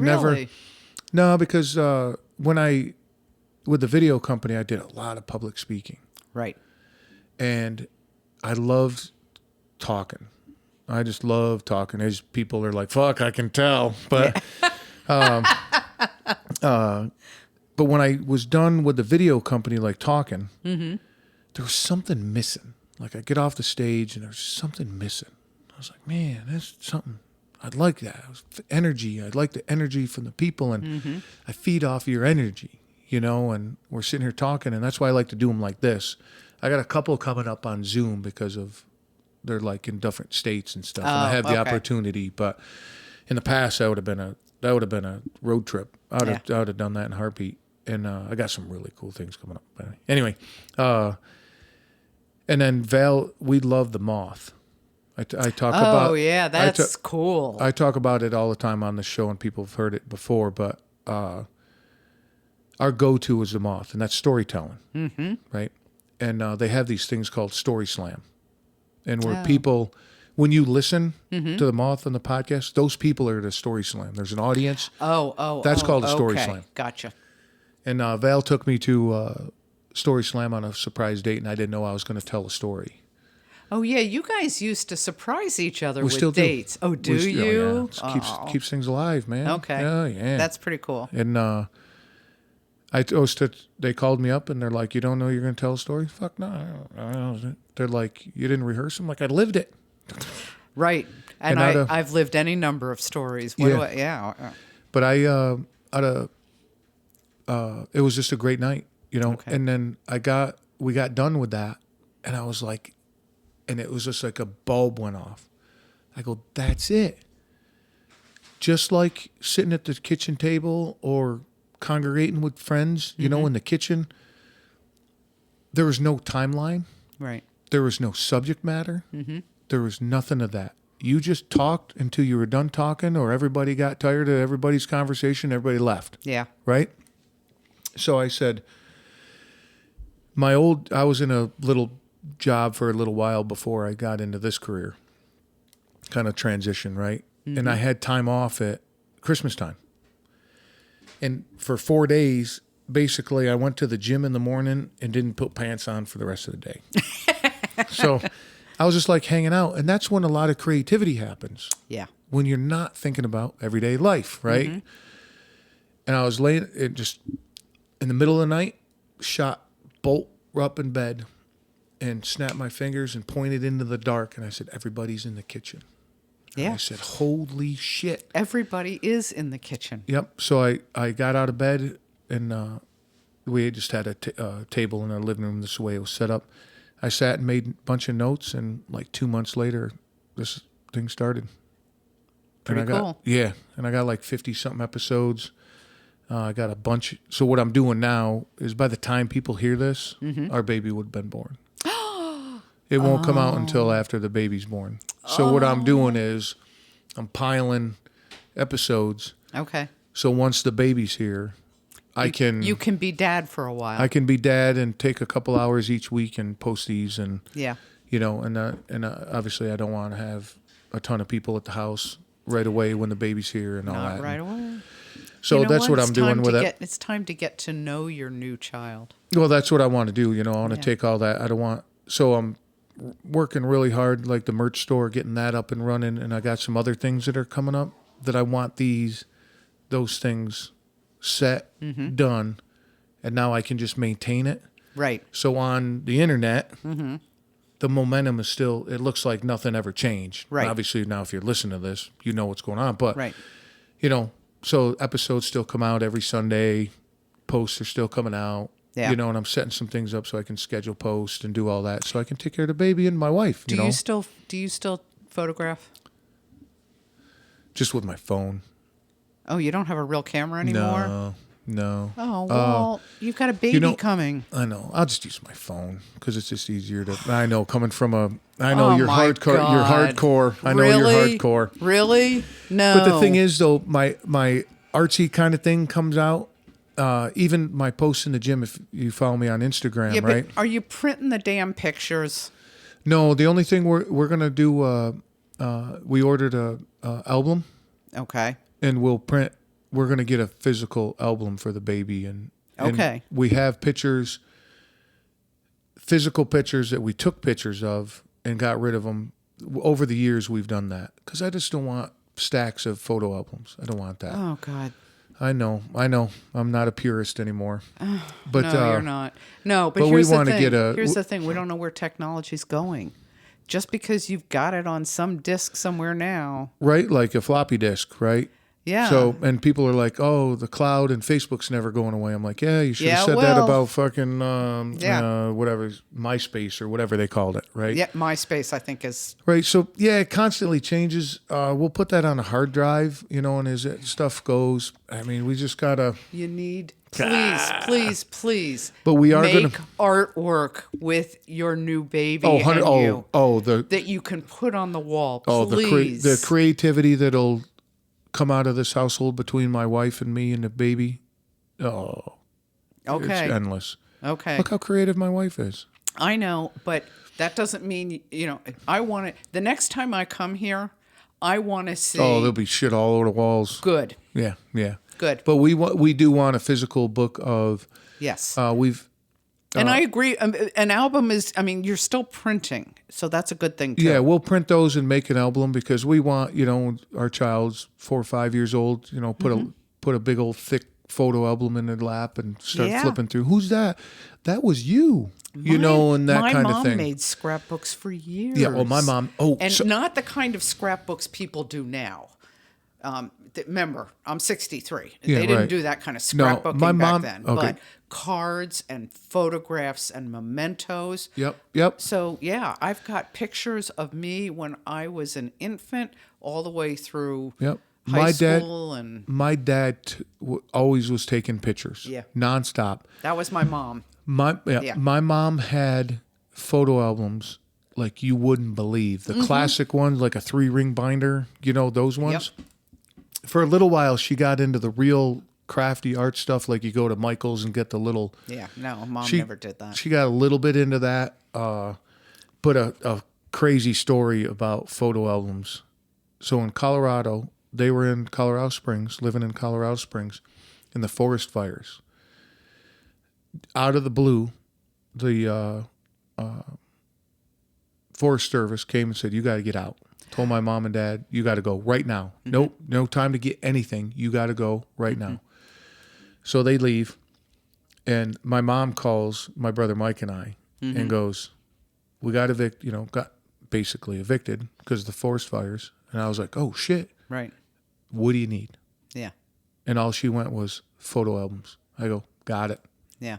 Hung up, called my brother Mike and said, "We got to make a fucking plan here, dude. Yeah. We need those photo albums." I don't care if we got to run through a barrier or something. We need those photo albums. Yeah. So we went over there and we're like checking everything out and trying to get in there. And we even told the police and all that, dude, just give me 4 minutes. Let me get in there. And they're like, no. And then thank God the fires didn't come over and destroy it. But my brother and I were to the point that we were going to sneak in and because that's how important that stuff was to my mom. Yeah.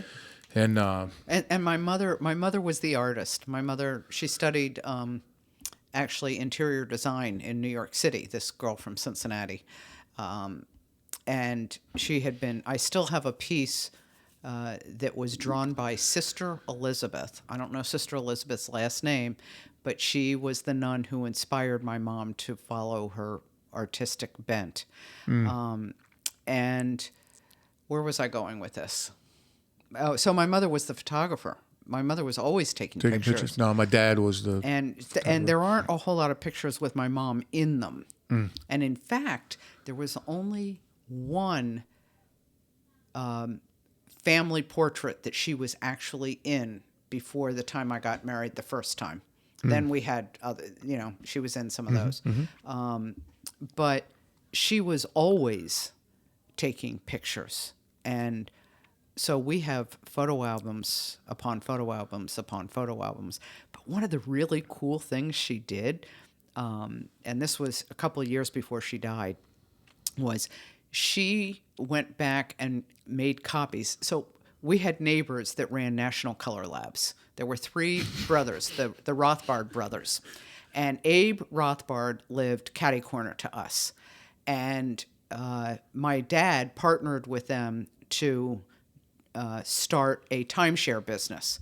So the whole second floor of their building in Roselle Park was empty. So Dad filled it with mainframes. Okay. Taught himself programming from the ground up and started a timeshare business. But in the meantime, I went to camp with Mindy, and Mom and Mr. and Mrs. Rothbard were really good friends, and he would develop pictures for her. He'd take them to, to the lab and develop them. And so she found pictures of her parents, her grandparents, and my father's parents and grandparents. And on her side, we went back a third generation. And she asked Abe Rothbard to make copies of all these pictures. And she made albums for all of us. Oh, that's really nice. And identified who all these people are in the albums. That's a project. But here's the thing. One of my favorite pictures was my father's mother, grandmother. We called her grandmother. Grandmother was very prim and proper and very German. And she was wonderful with very young children, not so much as we got older, and not much of a sense of humor. But there was this beautiful, beautiful picture when my dad was a little boy of grandmother and dad. And I saw a side of grandmother I had not seen before. Was she laughing? No, but it was soft. It was just beautiful. I still have it. That's awesome. But because I don't have pictures like that of my mom, I made sure when Greg was young that I went to a professional photographer and had pictures of Greg and I done together. Oh, okay. Yeah. That was, so that really is so important to me.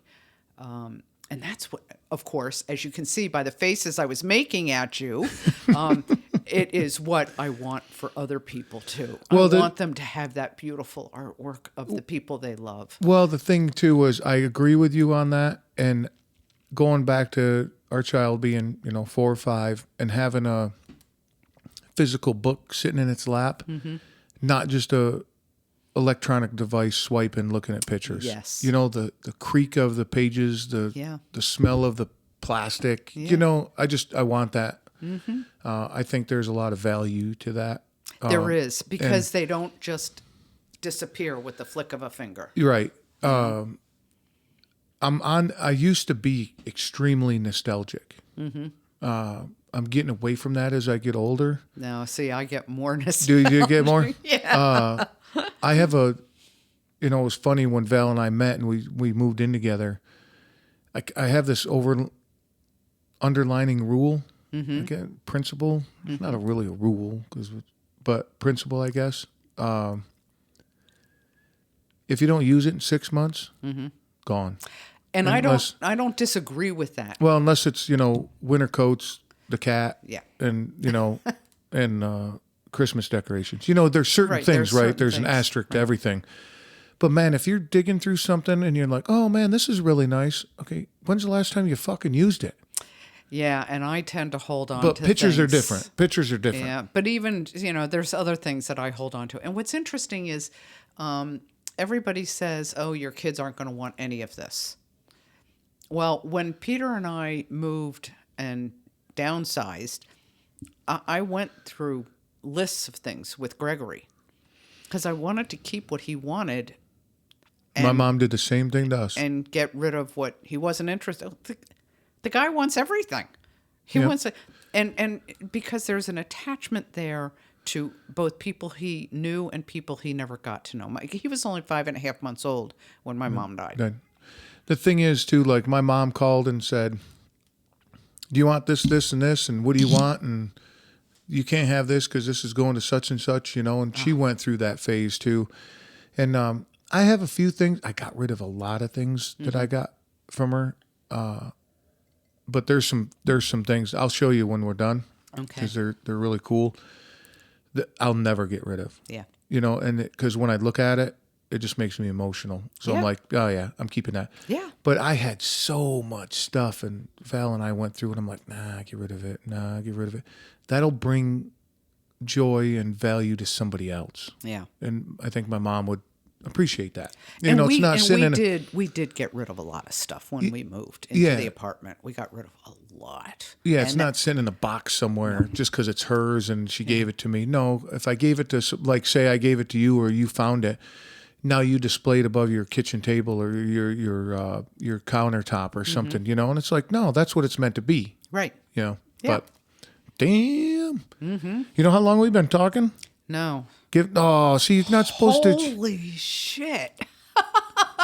The power of good conversation, right? That, and I have missed you. Wow, thank you. I have missed you as well. Oh, my When you walked in the door, I was like, oh, God, hello. I know. She's still here. But people have no idea how long, once we get going, they have no idea how long we sit here for. No. And I used to run them as long, as they went. Mm-hmm. I tend to shut them down about 90 minutes to 2 hours, just listening pleasure. People are like, fuck, dude, you've been going for how long? And, I've unbelievably enjoyed our conversation. It's amazing. I've had a great time, but, I do got to shut it down. Yeah. All right. It's always wonderful to be with you. Oh, thank you. It really is. I appreciate that. To see Val. She's getting fat, huh? Getting fat. Don't say, she is not getting fat. And you're going to be in big trouble if you tell her that. It's PHAT. No. She looks great, though. I think she looks marvelous. Of course, I'm biased. She's always beautiful. Did you ever hear the part of my vows? I don't know if there's a line in my vows that she walks around in her own ray of sunshine. Oh, perfectly descriptive of her. Mm-hmm. Totally. And then another great description of her. Mm-hmm. You ever talk about spirit animals? No. So, like, say you and your husband, you can't give yourself a spirit animal. Okay. Kind of like the Native American thing, like it's given to you. Okay. Right? So, of course, Val and I were, on one of our many road trips and our adventures, she's like, spirit animals. And we got talking about it. She goes, what would you give me? And I go, you're a dolphin.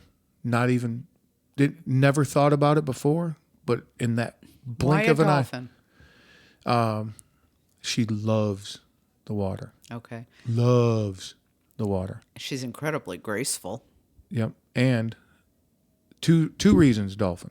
Loves the water, and she just makes everybody happy when they're around her. She does. That's it. I have seen it time and time again. You cannot be in a bad mood when you're around my wife. No. Nope. No. No. Yep. So that's why I call her So what spirit animal did she give you? bear.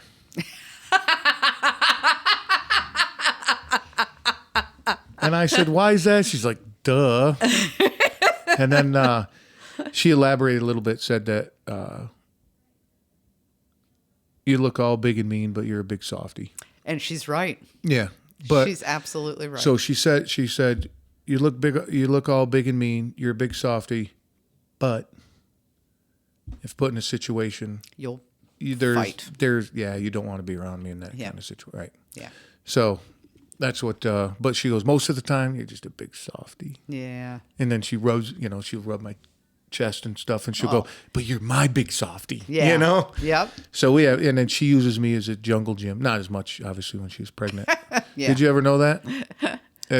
Every day I come home from work, as soon as I walk in the door, she'd drop what she's doing and jump on me and climb all over me, and still does. She just doesn't climb on me now. Well, no, it's a little hard right now. I do the same thing even to this day. If I'm sitting here, working away at this, and I hear her come in the door, doesn't matter what I'm doing. You drop it. Drop it, go and meet her at the door. Yeah. Yeah. We just have, she's that's my very queen. special lady. Oh, she's amazing. I love her to death. And now you guys are going to have gonna very special child. Yeah, we're going to pass that down to we call it the Nugget right now. The Nugget. The Nugget. Have you picked out names? Yeah. My mom's name's Marie. So we're going to use Marie as a middle name. Okay. For a girl, obviously. Mm-hmm. Mason for a boy. Okay. And then Quinn for a boy or a girl. Oh, I like that. Quinn Marie Blau for a girl. How awesome is Quinn that? Quinn Mason or Mason Quinn? No, it'd be, we haven't figured out a middle name for a boy yet. But Mason, we really like Mason. Oh, I thought you said it would be Quinn for either a boy or a girl. First name. Right. Oh, so you haven't First name. settled on the middle name for a boy. Right. Okay. Yeah. Gotcha. We like, there's a couple, Morgan we like. Okay. Morgan Marie. That's a pretty name. Yeah. And then Indiana. But that's kind of low on the totem pole. But for a boy, Mason and Quinn. Mm-hmm. And then we had another one we were kind of floating around. Okay. But we had a lot of fun with picking out names. Yeah. And then people tell us that, you got a name picked out. And then when it pops out, you're like, George. And it pops out, you're like, you're a George. Okay, I guess we're going with George. Well, so there's really when Greg was born, we had struggled with a boy's name. It was going to be Rebecca Suzanne after my great aunt Beck. Okay. Who she and my grandfather got in a lot of trouble together. That's awesome. And she was one awesome lady. She was freaking amazing. We all loved Aunt Beck. Personality, sense of humor, energy. She was amazing. She lived to be 99. So it was going to be Rebecca Suzanne if it was a girl. If it was a boy, it was going to be Christopher, or Christopher would be part of his name because his father was Christopher. Okay. And at the last minute, I'm like, no, this doesn't work. It's Greg. It's Gregory. It's Gregory. And it was a scheduled section. So good Irish Catholic girl that I am. Yeah. I opened the Book of the Saints and I went to September 21st, which is the day the section was scheduled for. Oh, and it was Gregory in there? No, but we were unsettled on the middle name, and I can't remember. One of them was Matthew, and I can't remember what the other one was. But when I opened it, it was the Feast of Saint Matthew. I said, "Well, that settles it." There you go, Matthew. Gregory Matthew Barton. There you are. That's it. When we said, a buddy of mine, I said Mason. I love that name. He goes, Mason Blau. He goes, I'd vote for him. I was like, what? But yeah, that's I like Mason. Yeah. I always liked Reese. Yep. For a girl or a boy, Reese Marie. That'd be a cool name. But again, we're just these like really whimsical names. I'm like, no. Yeah, that doesn't do it for me either. I just want a solid name. Yeah. Just something, this, and then people go by with, like Game of Thrones, when that was real popular. People, you could tell who was born at that time because they were all named after those characters. I'm like, I'm not naming my kid after a character in a fucking TV show. No, I don't think so. But for some reason, I don't even know where we got Mason from. Okay. But that's right at the top of the list. Well, Gregory came from... I like Mason Quinn. Sorry to interrupt. No, Gregory was the name of my godfather. My grandfather was married twice. My grandmother died when my mother was 21, and he later married a woman who I adored. They were Jima and Jipa to me always, and had 5 more children. So he had 5 from the first marriage and 5 from the second marriage. And Greg was the youngest of the first set of 5, and he and Jima and Jipa were killed in a plane crash in 1969. Yeah. Like a commercial plane? Yeah. And, but he was my godfather. And so I wanted to name my son after my godfather. That's cool. That's awesome. Yeah, my goddaughter's name's Brooke. Oh. That's a cool name. Yeah. But we do got to shut this thing down. Okay. We can talk after. But, real to even say this, the gems is after. Yeah. So, like, I haven't seen you in a while. We talked for a little bit before we sat down. Now everybody's in the talking mood. And we'll talk about all sorts of crazy shit after. And I found there's a lot of cool gems. And there are things that people don't want to talk about on the show, right? But then after, it's amazing. Yeah. So we're going to bring it to that point. Okay. Thanks again, man. Thank you. I love you, Walt. Whoop, whoop, whoop. See, I never steer you wrong. What a joy to be around. And her photography is awesome. Check out the link in the show notes for more information about Christy. And this is one of those that'll definitely be back. So I know you got shit you got to do. I'm going to get you out of here. Don't forget, livereese.com. Let them know I sent you by using the code word table. Look at it, 50% off. And always remember, the shit ain't going to lift itself. Check out the merchandise at waltskitchentable.com. You like what you hear? Tell a friend or 7. Until next time, much love.